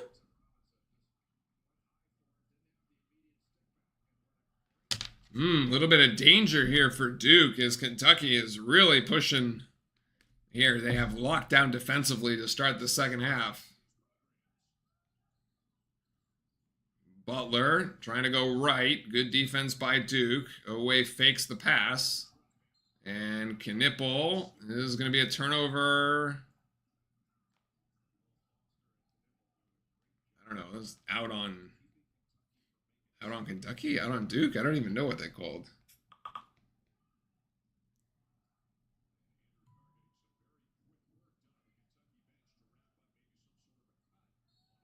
It's going to stay with Kentucky here, actually. All right.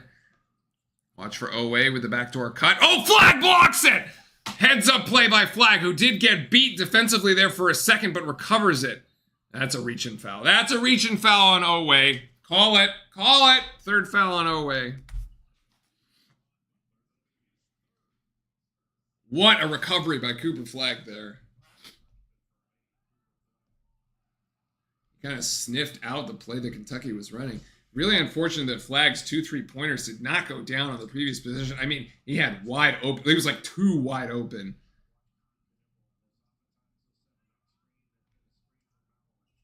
Duke, we really need a bucket here, folks. We really need a bucket to kind of stem this 5-point Kentucky run here. Malawach, Proctor's been quiet here for a sec. There's Knipple. Knipple thought about getting it to Malawach. He does now, and Malawach with a emphatic dunk. Good little 2-man game between Malawach and Knipple there, and that stops the Kentucky run. Can we get a defensive stop and another one to push it back out to 8 here? Kentucky throwing a punch. Duke's got to respond. Got to really settle in here in the second half. Carr over to Oway. Oway in with those 3 fouls. Carr with the hook shot. Ooh, right at the buzzer. Carr's got 10. He's the first Wildcat in double figures, and we've got a 4-point margin here between the Cats and the Blue Devils. Knipple there on the screen. I love how he cuts. Turnaround jump shot. What a little sweet touch there by Knipple. Give the assist to Flag. Back to the 6-point margin. Oh my goodness. Okay, ref, who waited for the call, waited for the shot to not go in before calling the foul. The conditional foul is such a cop-out. Goodness gracious.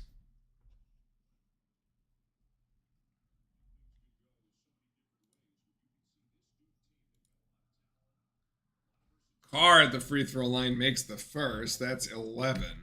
Remember, we did say when he was playing for Wake Forest, he put up 18 and 12, and he's got 11 now. So it's not really surprising that no matter what jersey this dude puts on, he manages to score against Duke. That free throw is no good. So 1 of 2 at the line, and the lead is 5.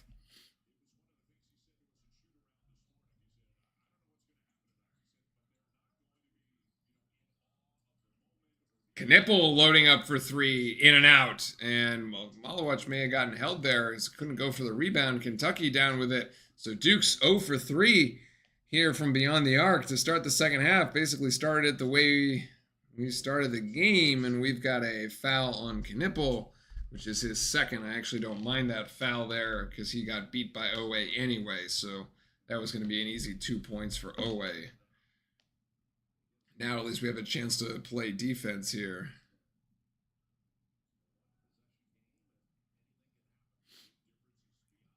Inbound here to Carr. Kentucky hot again from 3 to start the second half. Basically, the start of the second half is like a mirror image of the first half. It's the same thing. Kentucky hot for 3. Duke just kind of managing to kind of weather the storm a little bit. 2 on the shot clock here. Ooh, it's a shot clock violation as the Duke defense holds up. Nicely done by the freshman there. That'll actually take us to our first media timeout. So, we went into the locker room with what? An 8-point lead? Kentucky won the first 4 minutes, +3 to them, and it's 5. So we are still in decent shape, though.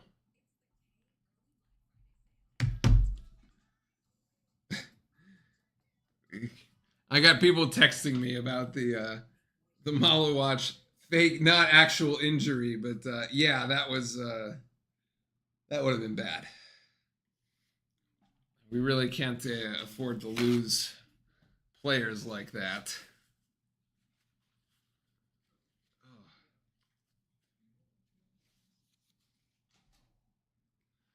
So the pup has decided to find a new home down there.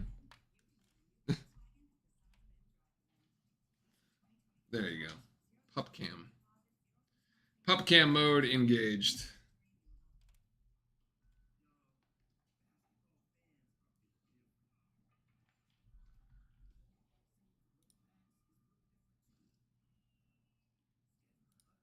Split box. Second half here. Second half. 4-8, so plus. Oh, it was a 9-point game when we went to halftime. Kentucky has 8, Duke has 4, so it's +4 for Kentucky actually. Yeah. But yeah, Kentucky managing that turnover by Foster there at the start. Kentucky managing to capitalize on that. We need a really good. We often talk about like you got to win the first four minutes. You got to win the last 4 minutes of the first half and the first 4 minutes of the second half. Oddly enough, this is kind of an interesting scenario where Duke won the last 4 minutes of the first half, but Kentucky has really won the first 4 minutes of the second half. So both teams basically playing themselves to even at this point. Hear me out. Malawatch has the easiest job on the court. He is solely involved in every single play. I mean, all you got to do is put it up to him like near the rim. The dude is going to go get it, right? Like the dude, he's going to go get it.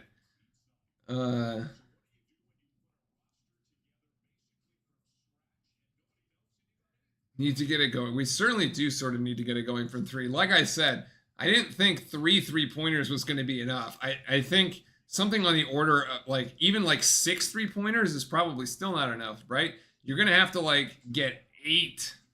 I think if we had 8 3-pointers, I'd feel like really good about this.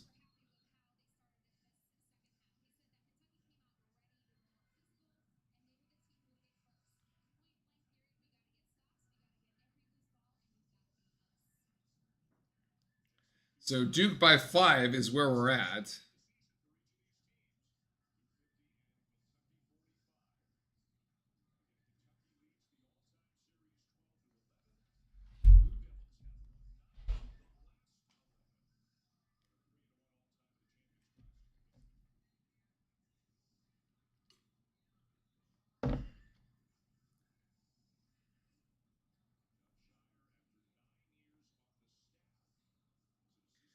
All right, Duke to inbound here. Ahead by 5, and Kentucky is bringing a 3/4 court pressure as Duke has about 2 seconds to get it over the timeline and does with Foster. Foster rather quiet tonight with 4 points. Foster driving here with the left. No, gets denied. Flag calling for it, and we've got a foul on the floor that'll reset the shot clock here. So that was Kerr Krisa. That'll be his second foul.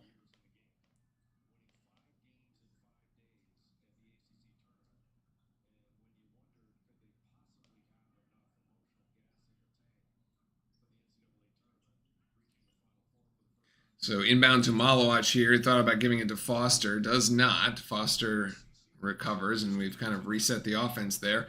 Over to Proctor. We got 10 seconds on the shot clock. Got to make something happen. Kentucky's defense has been really good on this possession. Now it's 1-on-1 against Flag. Oh, the turnaround move! Oh, my goodness. Flag just put Robinson in the spin cycle. What a move by Cooper Flag. So Duke by 7. Looking for a defensive stop here. Carr working on Flag. Away. Gonna give it to Robinson. No, sorry. That was Garrison. A lot of Suns.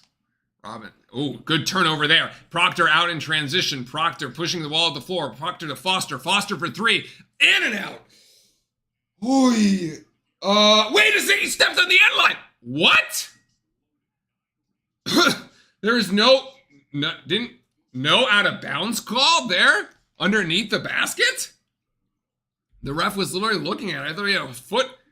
Okay, he had his toes inbound and his heel up. Like, that was like, that's a little crazy. Looked like he missed that call. Give it to Malowacz down low for the dunk. That should be an and one. That should be an and one.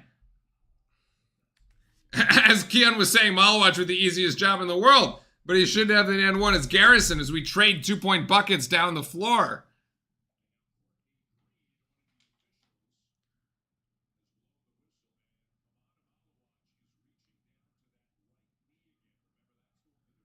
Malowacz going to the bench. Little shaken up there with the knee. I thought he got fouled by Carr. That should have just been absolutely an and one.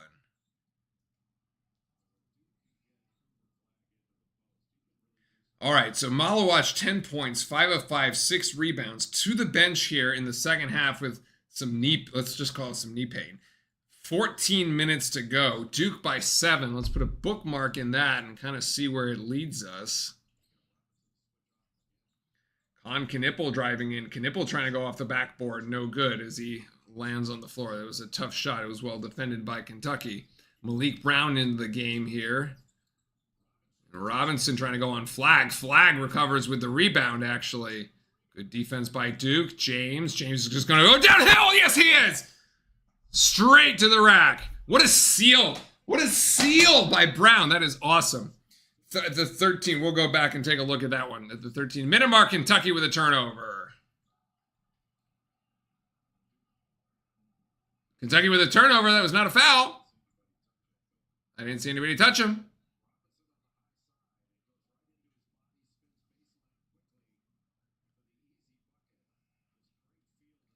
Great footwork by Flag, actually, to not get called for a travel there.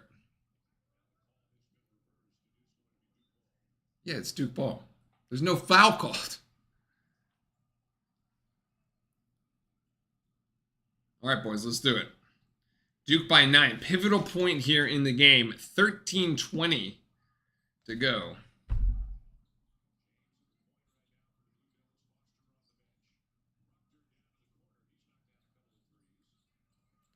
Flag trying to assert himself. Ooh, Flag is going to get it there. And Flag will go to the free throw line.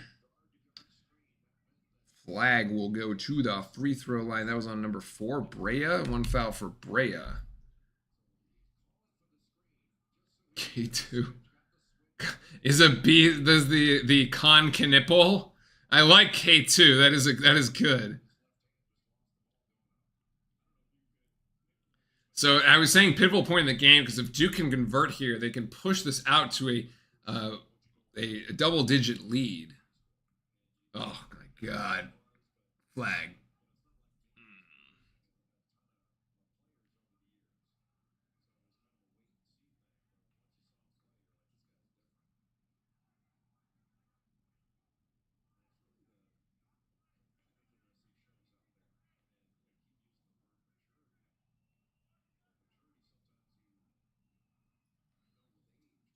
Oh my goodness, Flag missed them both. Okay, so what could have been an 11-point game is still a 9-point game. And the critical juncture of the game there did not go our way, did not break in our favor. Oh my goodness, we got another Duke player down, and that is Sion James as a shoulder injury. Now we're dropping like flies here.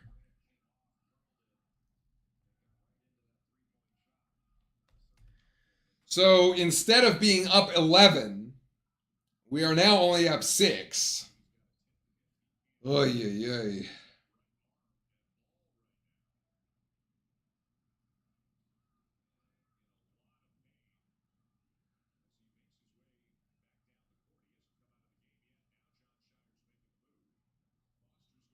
I think somebody's got to put his shoulder back in.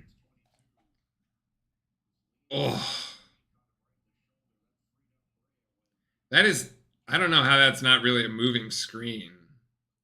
I mean, he definitely shifts to the right.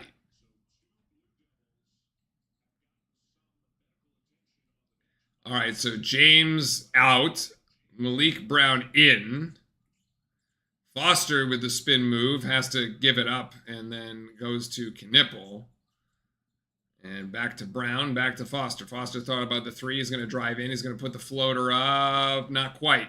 Can't get the rebound. So Duke losing the battle on the boards without Malowich. Had Malowich been in that game, that would have been easy. Oh, it should have been always should have been hauled for the offensive foul, but the ball doesn't lie. And that should be a foul here on number 1. Anyway, Foster driving down. Gives it to Proctor. Proctor from the top of the key, way too strong. And again, Duke is one and done. Cannot come down with the board as Owe was in perfect position here. And Williams can't come down with a rebound, so a bit sort of loosey-goosey on both sides of the floor. Goodness gracious.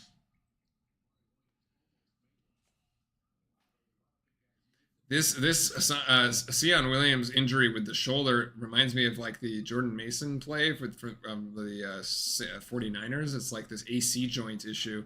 As Knipple can't get it to go, and Malik Brown, I thought should have just put it right back up, but he gets it outside to Foster. No, right back to Foster after another tip out. That's short again. Oh my goodness, we cannot hit a freaking shot. Brown should have just gone back straight for 2, and Kentucky driving in. That's going to be a foul on the. Oh no, they're going to count it.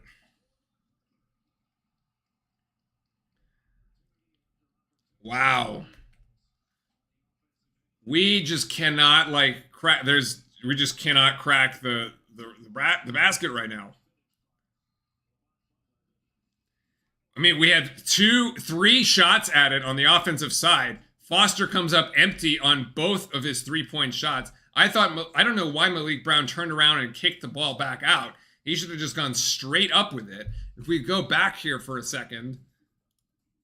And like I said, it was a critical juncture in the game, right? It was 13 and a half minutes, essentially. Duke was up by 9 with Cooper Flagg on the line for 2 free throws to go up by 11. We shank them both. Kentucky comes down, gets a 3, and then that makes it 6. They get another 2 here, and now it's a 4-point game after we are just inept on the offensive side of the ball. So the offense has really kind of like ground to a halt here. As Justin is telling me, it's probably an AC sprain or a dislocated shoulder, which is exactly what I thought. It was like reminds me of the Mason play from football. So this one in particular. Oh my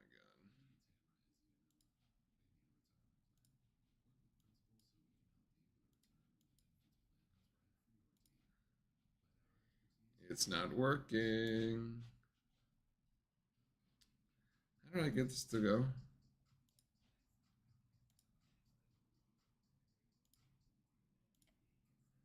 Ah, frustrating. I was gonna rewind it there for a second, but okay, there it is.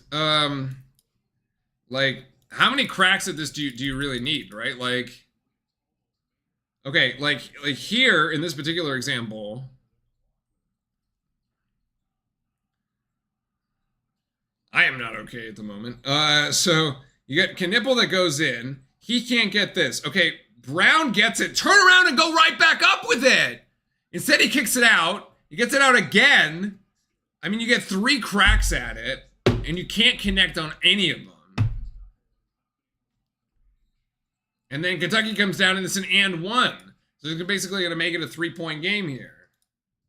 Assuming they make it.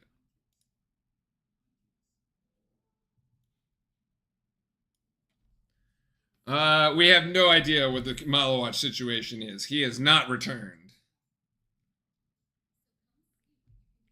But yeah, as we are saying, like, there's opportunities to hit statement 3s, as Eric was saying. But, like, you have Cooper Flagg who's missing from 3. Foster can't find the range. It's not great here. I mean, Foster is 0 for 3 from 3-point land. 2 of which were right there, by the way. Ow. Speaking of.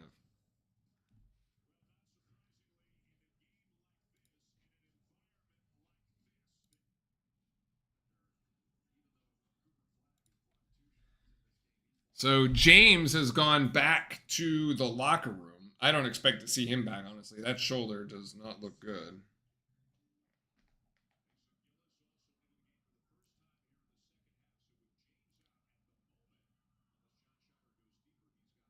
Malawach is back in, so that's really good news for us. And Butler converts the three-point play.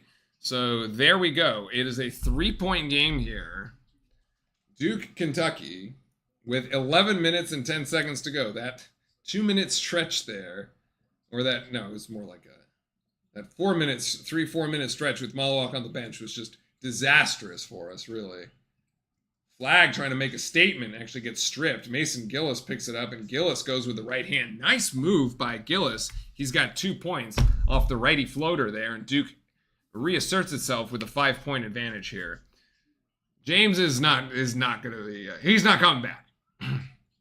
He's not coming back, and I doubt he's playing on Saturday.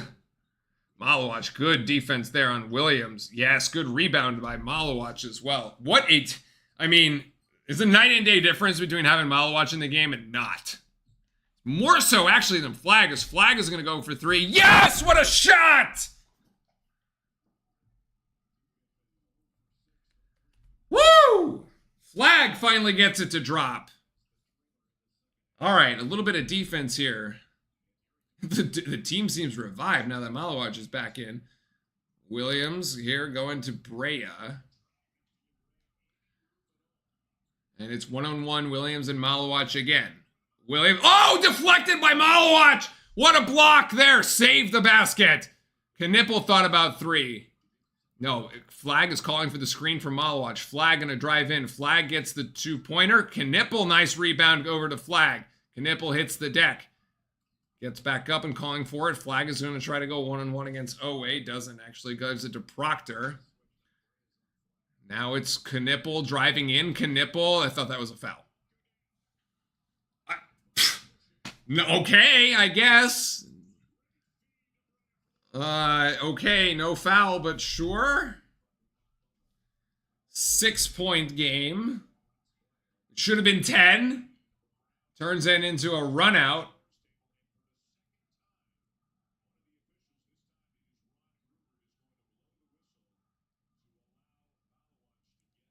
And it seems that Malawach will go back out, so he could not go. That is not good. That is really not good. Well, maybe he just has cramps. Oh, it looks like he's got quad cramps, actually. Cramps in his right quad. This is a high octane game. I'm not surprised. We really can't have Flag also go down to cramps, though. Flag driving. Flag with the switch there on Carr. Nice dish to Gillis. Oh, my goodness. It gets deflected. Brown saves it. Brown up. Oh, it's a jump ball. Damn it. Over to Kentucky. Oh, Malik Brown almost there, but no, actually. That is going to be Garrison for 2 on the follow-up, and we're back to 4. Wow. Back and forth we go. It is a bit of a game of runs. Refs are, I feel like Knipple has been fouled at least twice under the basket. Timeout, Duke.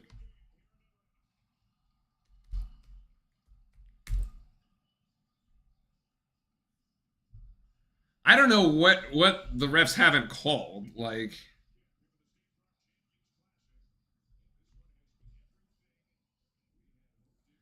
Let's see. 2 for Proctor, 2 for Flag. There we go. Yeah, the refs are definitely, I don't know how this Knipple one. Let's go back a little ways.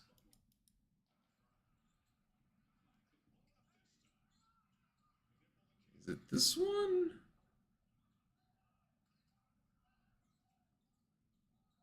Let me see if I can find it.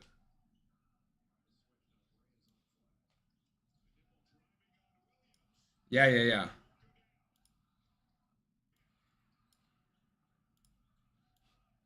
Okay, so I'm not sure how this is not a foul. I mean, but on Carr. Number one, there's a swipe. Okay, there's a swipe by Williams, number 22. That's number one.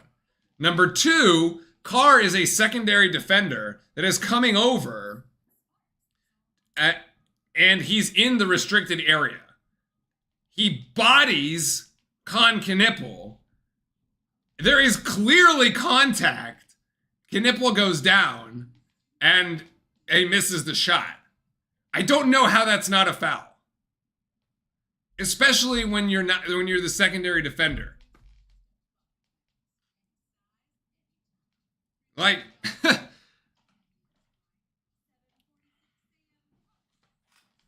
that one makes no sense to me. In any case, we got a 4-point game here with 8:29 to go. I really hope that this little bit of rest here lets Malawach come back into the game. Because the team just looks like a totally different animal when Malawach is in. You know, we had Malawach in there for all of 60 seconds, and we were able to extend the lead from 3 to 8. And then he goes to the bench, presumably with quad cramps here, and all of a sudden it's back down to 4. And Kentucky is having a field day. And like where it comes out is in the rebounding.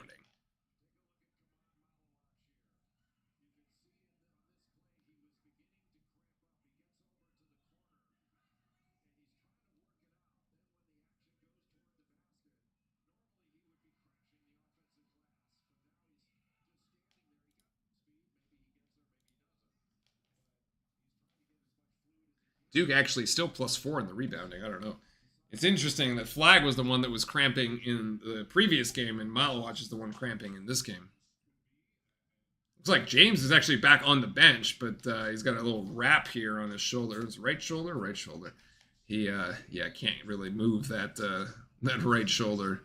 So Duke to inbound here. Malawach is not in the game. Your 4 on the floor for the Blue Devils are Mason, Brown, and Mason goes for 3. Flagg, Knipple, and Proctor. The 3-pointer no good for Mason. We know he can hit that shot. He shoots it at about 40%. No good, however, as Duke has to play some deep. Flagg trying to get Mason Gillis in position. 10 seconds on the shot clock. Here's Carr for 3. No, nice Brown. Nice rebound by Malik Brown. Nice Brown by rebound. No, that's not how it works. So still a 4-point affair here. 7:47 to go, rather, in the game. Proctor, who hasn't scored here in the second half, actually. It's just Cooper Flagg driving in. Flagg going to go for the 2-pointer. And Flagg, yes, 19 points for Cooper Flagg. We said it was going to be a big night for the freshman, and so far that has proven out to be true. Flagg with 19 is going to probably have to end up with like 20-something. Ooh, it's a long 2. That's by Garrison, 63-54, so a 4-point game here. 60? No, it's 59. I don't know why the thing over there says 60. It's Flagg just doing it all himself. Ball kind of got a little bit of playing hero ball there. I'm not sure I'm here for that. Oh my goodness, in there, and that's Garrison again. Another 2 points. So it's a 2-point game with 6:40 to go. Oh boy. Knipple now. Knipple trying to go in. Blocked from behind. Gonna stay with Duke, but man, Knipple hit the deck hard.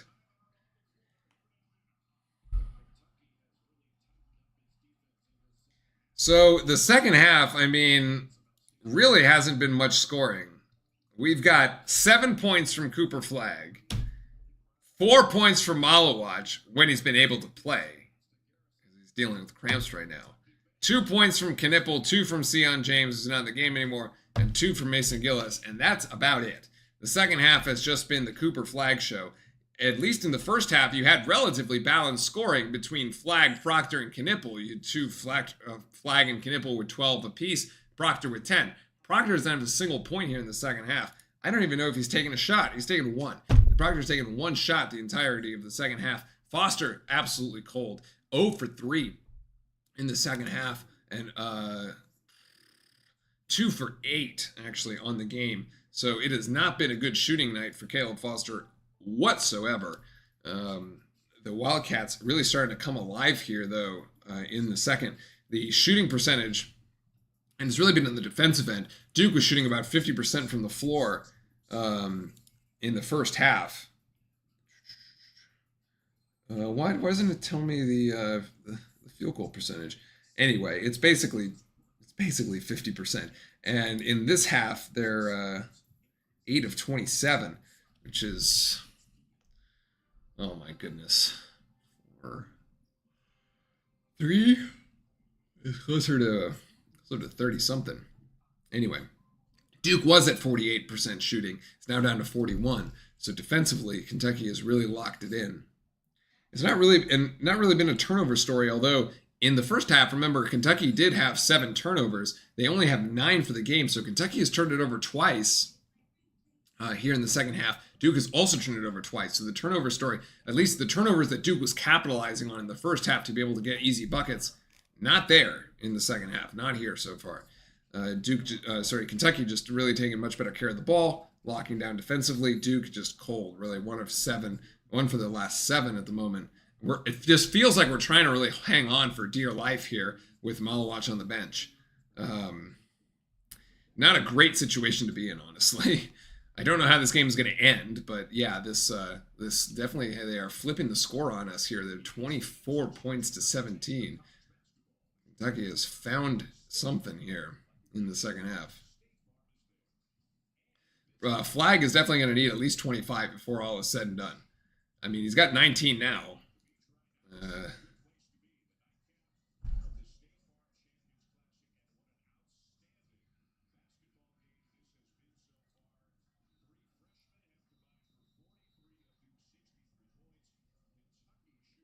If Duke is to hang on, give the ball to Cooper Flag and say, take us to the promised land right now, because I don't know what else is, not much else is really working at the moment.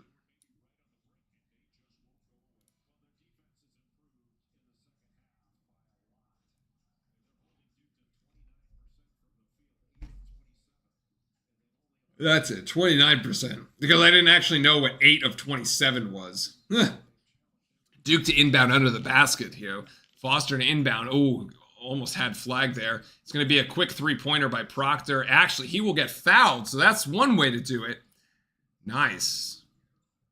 Going to get flagged by Owe? Going to be fouled by Owe, I think. If that's true, that's his 4th. No. Sorry, that was Garrison there.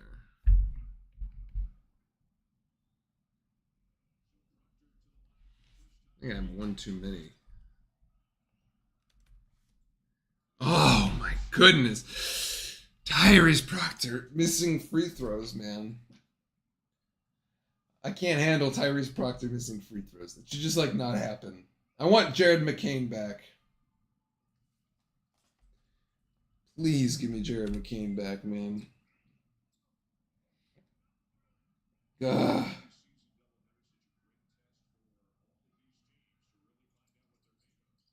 Okay, 2 of 3, not bad. We'll take it, considering the 3-point shot itself was so far off and not good. We'll take it. We'll take it.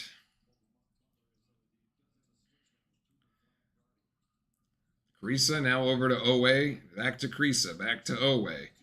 14 seconds here. Owe driving right. Owen Foster. Deuce should bring this rebound down. I'm becoming dyslexic here late at night, ladies and gentlemen. Can't talk anymore.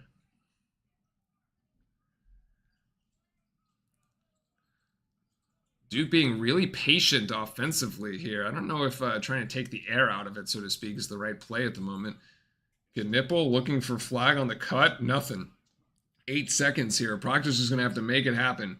Drive it. Drive. Turnaround jump shot. Turnaround jump shot. Not quite. No Malawach to pick up the offensive board, so it's a one and done for Duke. It was a terrible offensive possession. Really bad ball movement. Again, I don't really like the whole like, oh, let's wait until 15 seconds on the shot clock. Oh, as Creesa drills the 3. And it's a 1-point game. Like, it just like looked like our offense was like stuck. And by comparison, the Kentucky offense is like really moving. And here's Knipple. That's actually blocked. And that'll stay in bounds as Kentucky comes up with the block. Wow. They are flipping the game on us here. Deep 3 by Creesa. He felt it, man. That was a heat check. We dodged a bullet there. Doesn't look like Malowacz is coming back into the game anytime soon. He might be just done for the night with the cramps, which is really, really bad. And Foster is going to load up from 3. Caleb Foster, not a chance. We cannot get a single rebound offensively. Just nothing going. Carr thought about the 3. Now Kentucky going to slow it down, get it inside. Flag, nice defense, actually. Another block for Cooper. Cooper's going to go one-on-one against Owe. Oh my God, he had too many people. And that is actually off Cooper flag. I think that's going to Kentucky. Well, Kentucky hit it, and it hit flag on the ground. I think this is Kentucky's ball.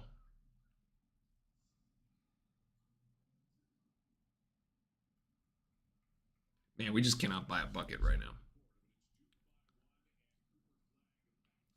They okay, I see why. They called it. It was a foul. I see.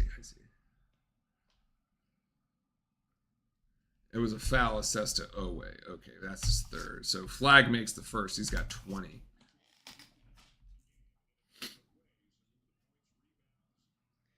Flag has... Oh, blocks isn't part of this. I mean, he's got 10 rebounds. I'd feel much better about this if Malowacz was playing the last 4 minutes of the game. I mean, can we get him in at the under 4 timeout? Can he give us like 3 minutes here? Is what I want. I need like 3 minutes from Malowacz. Duke by 3 as Flag converts all of his free throws. This is a mismatch here. You got Williams on Proctor. Oof, yeah. And then you got Flag closing out on Carr. That should be, oh my God, they're going to call that a blocking foul.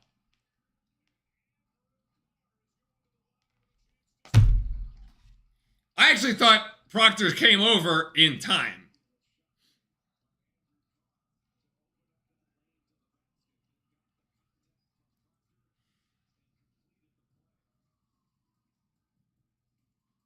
Let's take a look.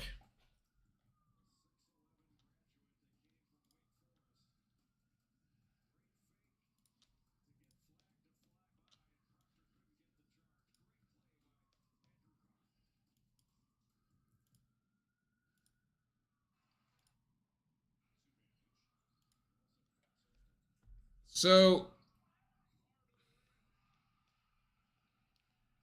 I mean, it's a pretty bang play, but like, if you actually rewind this again. So yeah, this size mismatch brewing over here. I mean, he's not in the restricted area. He's there.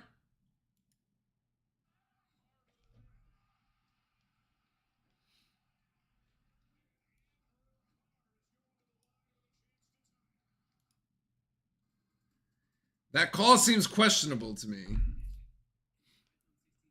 That call seems questionable.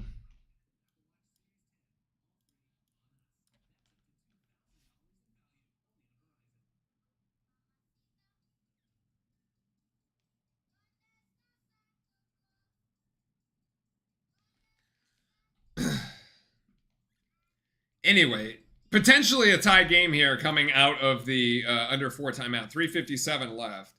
You can't really ask for much more, I suppose, unless overtime. But I really don't want to see overtime. I just want to win this thing outright. Again, we said Cooper Flag probably needed 25 in order for us to win. He's got 21. Would not be surprised if the 25 actually kind of where it's at. has not gotten much help here in the second half. I mean, Duke has a grand total of 21 points. Actually, both teams have greatly under sort of performed their first half point totals. Duke with 46 in the first half isn't even halfway there, right? Even Kentucky, who put up 37 in the first half, is only at 29. I doubt they're going to get to 37. We're certainly not even getting to 37.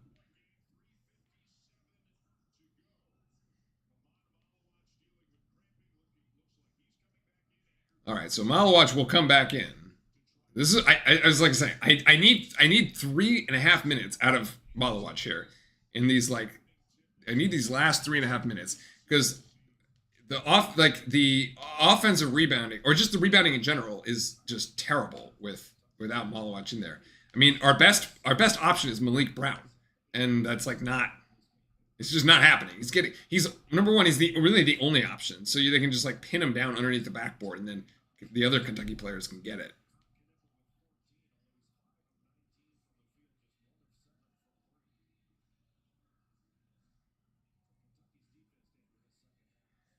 Duke really holding on for dear life here. We sort of need to shorten for the sake of Malawatch, probably shorten the game a little bit. And Carr does convert, so that is 14 points for Carr, 67 all.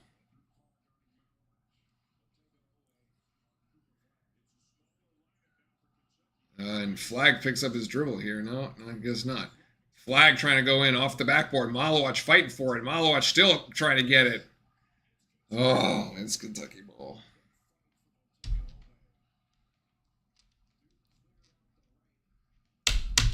These whole isolation play for Cooper. I thought the effort was actually really good on the rebound. But basically, Malawatch had it 2 or 3 times. It just didn't come down with it. It's unfortunate. So, Kentucky in a tie game. Here we go with 3:24 to go. Early season matchup between the two big blue bloods. This is going to be a 3-pointer for Robinson. No, actually. Duke comes down with a rebound. Boy, did we dodge a bullet there. He was wide open. Somebody's got to hit a big shot for us. Somebody's got to hit a big shot from us. Knippel's gone 1 of 7. Oh, Knippel slips. Timeout. Timeout! Timeout! Timeout! You have 2 of them. Just call it. I don't understand the thinking there. I do not understand the thinking there. We should, as soon as Knippel hits the deck, call timeout. You can't waste a possession like that this late in the game. Especially because it turns into a turnover effectively. And now Duke is down 2. Knippel the flag. Flag gets pinned down below, actually. It's great defense by Brea, and he's going to get fouled. It's not actually a 1-on-1. Duke is going to have to inbound this underneath the basket.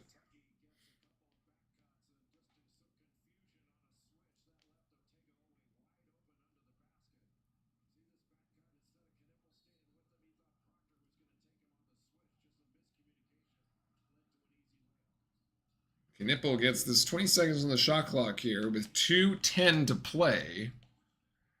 Oh my goodness, Kentucky is all over us, man. We are hanging on for dear life.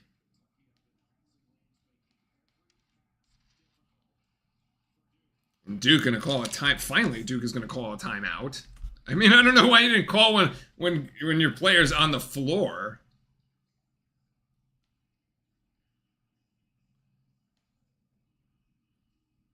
The time to call the timeout was with Malawatch with Knippel on the floor. Then you could have drawn up the play.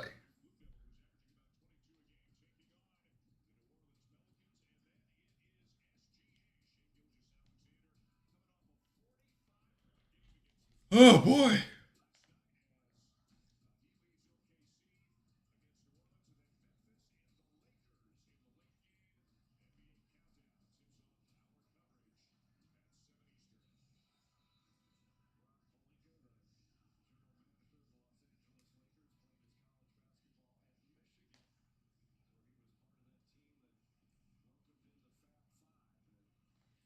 All right, ladies and gentlemen, here we go. 2:09 on the clock. Duke inbounding from the sideline. Down by 2.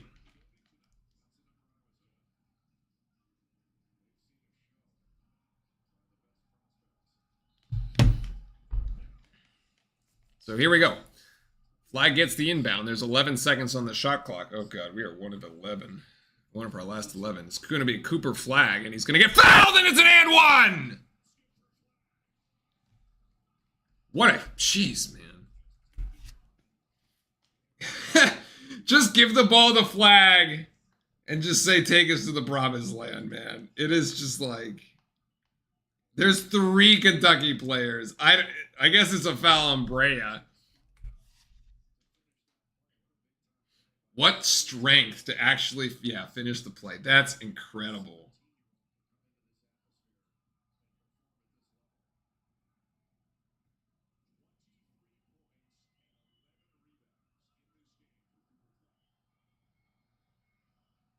We said the Duke freshmen were going to have a night. We were right. And he converts at the free throw line. He's got 24. Duke by a single point. Under 2 minutes. Here's Carr. That's a... Oh, my goodness. Oh, Andrew Carr. Of course, it's the dude from Wake Forest that is killing us late. And also has the most points for Kentucky. The transfer from Wake. Obviously, this is literally the same stuff as the, like, Caleb Love crap from Arizona. It doesn't matter. It's like Duke shows up and they're like, oh, I used to be in the ACC. I'm just going to have a great game against them.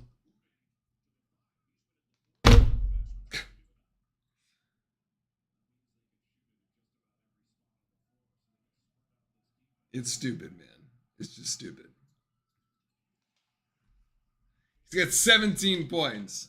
Kentucky by 2. I don't know where else the offense is going to come from other than the Cooper flag. Oh, they got stripped from behind, actually. It's poked out. Like, another Duke player going to show up and put in a big 3? I mean, Knipple can do it, but he hasn't been like...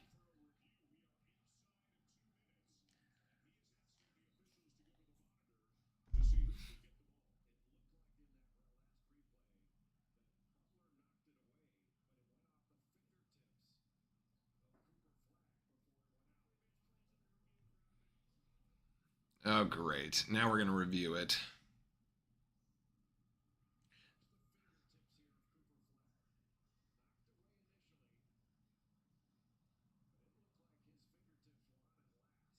It's actually kind of hard to tell if the right hand touches it. Oh, yeah, it does. It's off flag. Wow. Yeah, this is Kentucky Bowl.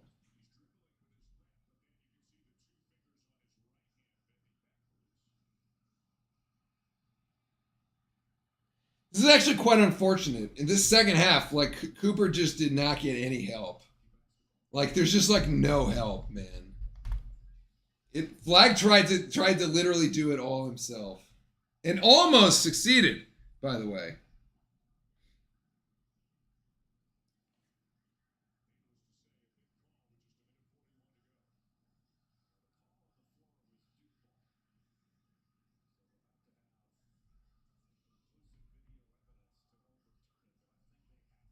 Still plenty of time, though. 1:41.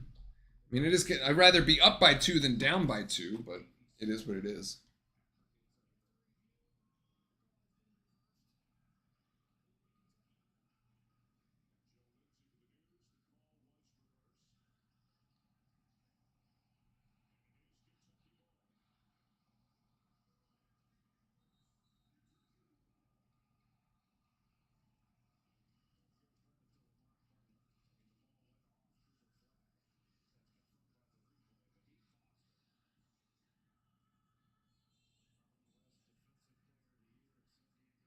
I mean, Kentucky played a much better second half.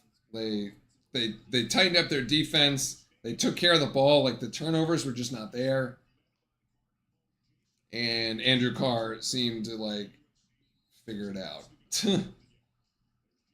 You only have 2 other Kentucky players that have broken double figures. Oweh with 11 and Williams with 10. Like, it's not that crazy on that side either. But, hey, let's play some defense here and lock it in.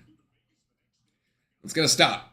Carr on flag. Flag. Good D, actually. Nice theft, actually.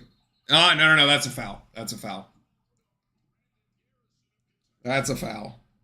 That's actually, this will be a 1-and-1. This will send Caleb Foster to the free throw line for a 1-and-1.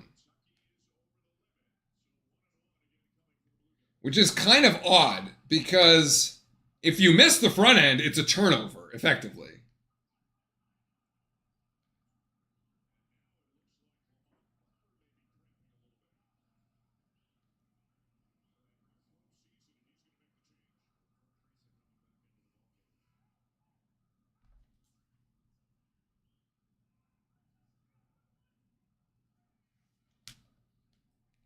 So Foster at the free throw line with not a great percentage and shanks it, but Brown gets it. Actually, Duke recovers. Duke gets the offensive board. It's flag. Flag into the body of Carr. Flag the roller. Oh my goodness. That hung on the rim for an eternity and a half. 60 ticks to go. Tie game at 72. You just need one stop. You just need one stop here. Good defense there in the back cut for Foster and Garrison. It's a bit of a mismatch. Here's Oweh. 8 seconds to shoot. 7, 6. Kriisa blocked! 2. Kriisa from way down. No way. Oh my goodness. No way. And Duke ball! No, bring it over and call time. Bring it over. Oh my God. Time out. Time out. Time out. Thank you, John. Time out. What are you thinking? Do not play this out. You have a timeout. Use it. Especially because you didn't call it when Knipple was in trouble. It's a 7-second game clock, shot clock difference here. Whew. My goodness, that last flag play was literally on the back part of the rim for, it bounced like 3 or 4 times and then decided to go in. Cooper Flagg with 26 points. What did we say? He needed at least 25? I'm pretty close. Yeah, I thought the Kriisa 3 was for sure going down as well. Like, the dude was gonna jack it from NBA range, and it was gonna, like, that was gonna be like the one that goes. I'm like, oh my God, like, come on, man. Now, you do not want to give Kentucky.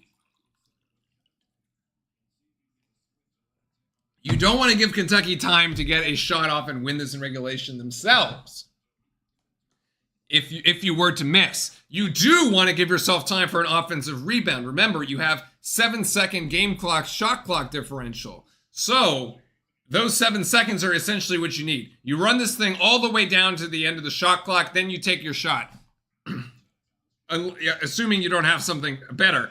Also, you have a foul to give. If Kentucky were to recover it, as soon as they get across half court, you foul them.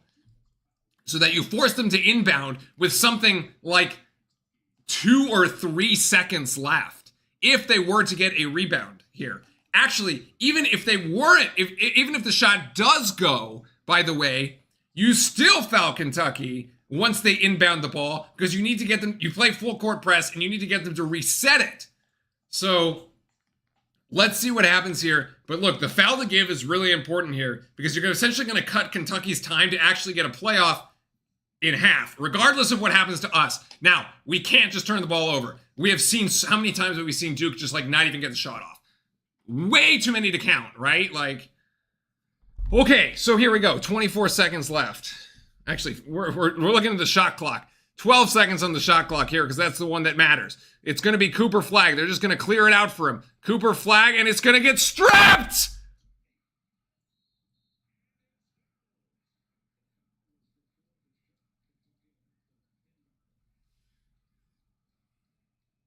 How many times does Duke just not even get the shot off?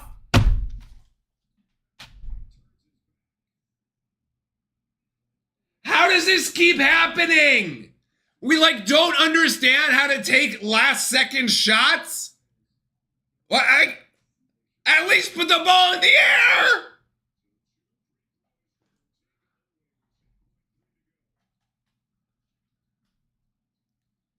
They're going to call this a shooting foul. Come on.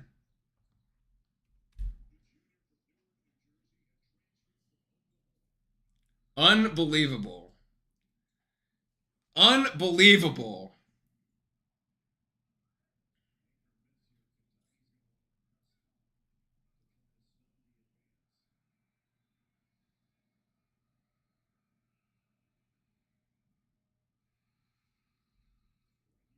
We can't even get the shot off, and you did the worst possible scenario, which is you gave them enough time to get down the floor.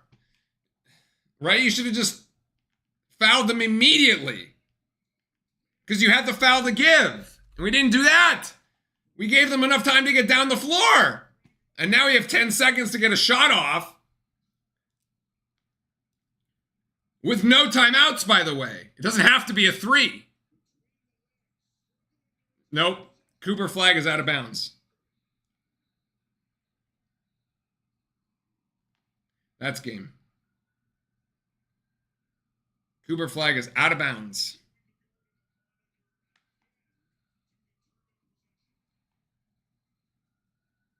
What possession?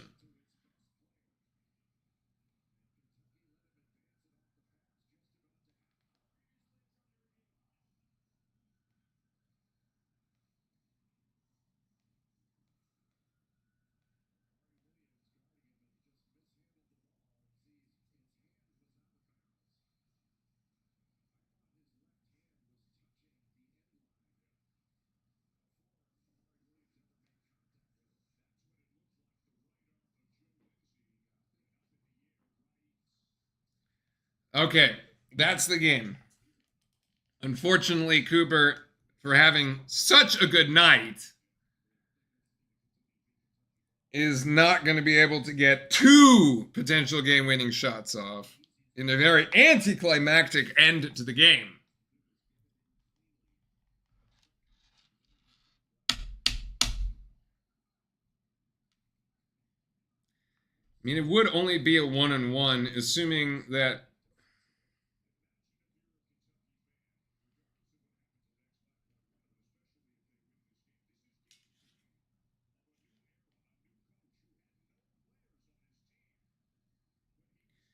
I mean, it is a 1-on-1. If they miss the front end of the 1-on-1, it gives you 3 seconds essentially to jack a prayer. Could be. Certainly, if they make them both, it's over. They do still have to inbound it.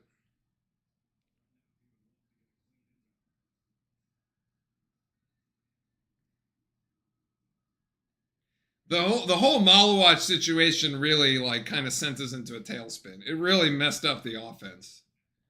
The whole Malawatch injury.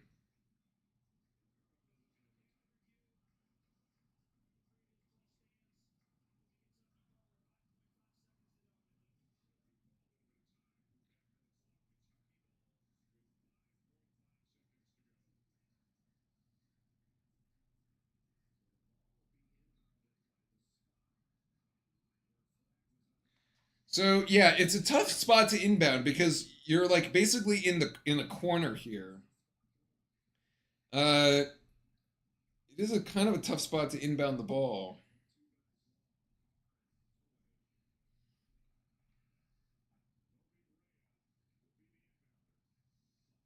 Are they gonna defend? They better defend the inbound pass at least, I would think.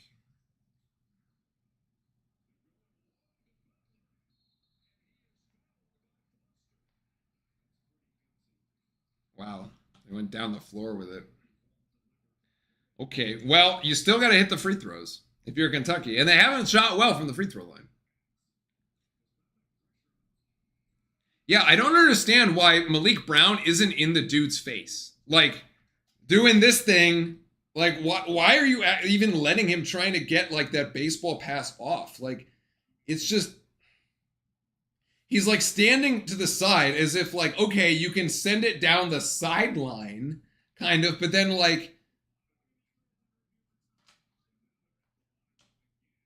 you just let him put it over the top of you. I don't understand the call here. Like, the defensive play is just kind of weird.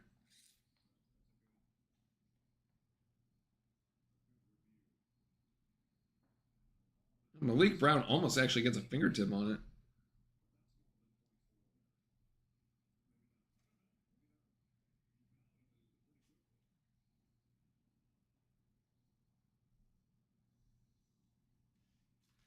Kentucky still needs to make both free throws. Even if you make one and miss the other, still got a chance.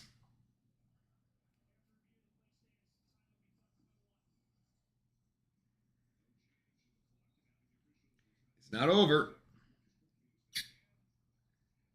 It is crazy that this game is still so close, despite the really good three-point shooting from Kentucky.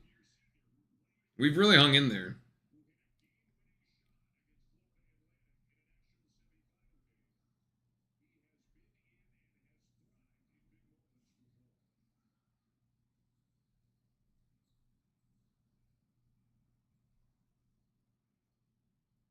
Proctor needs the ball.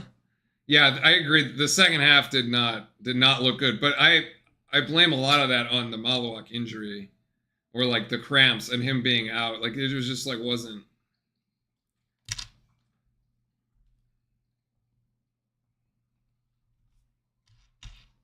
One more to ice it.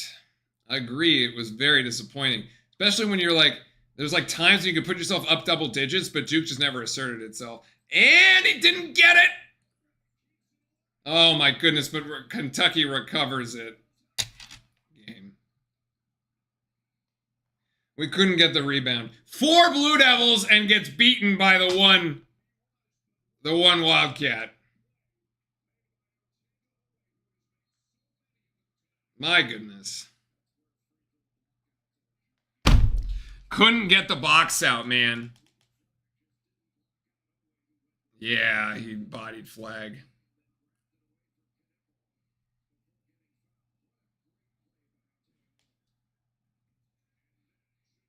And that will actually do it. All right.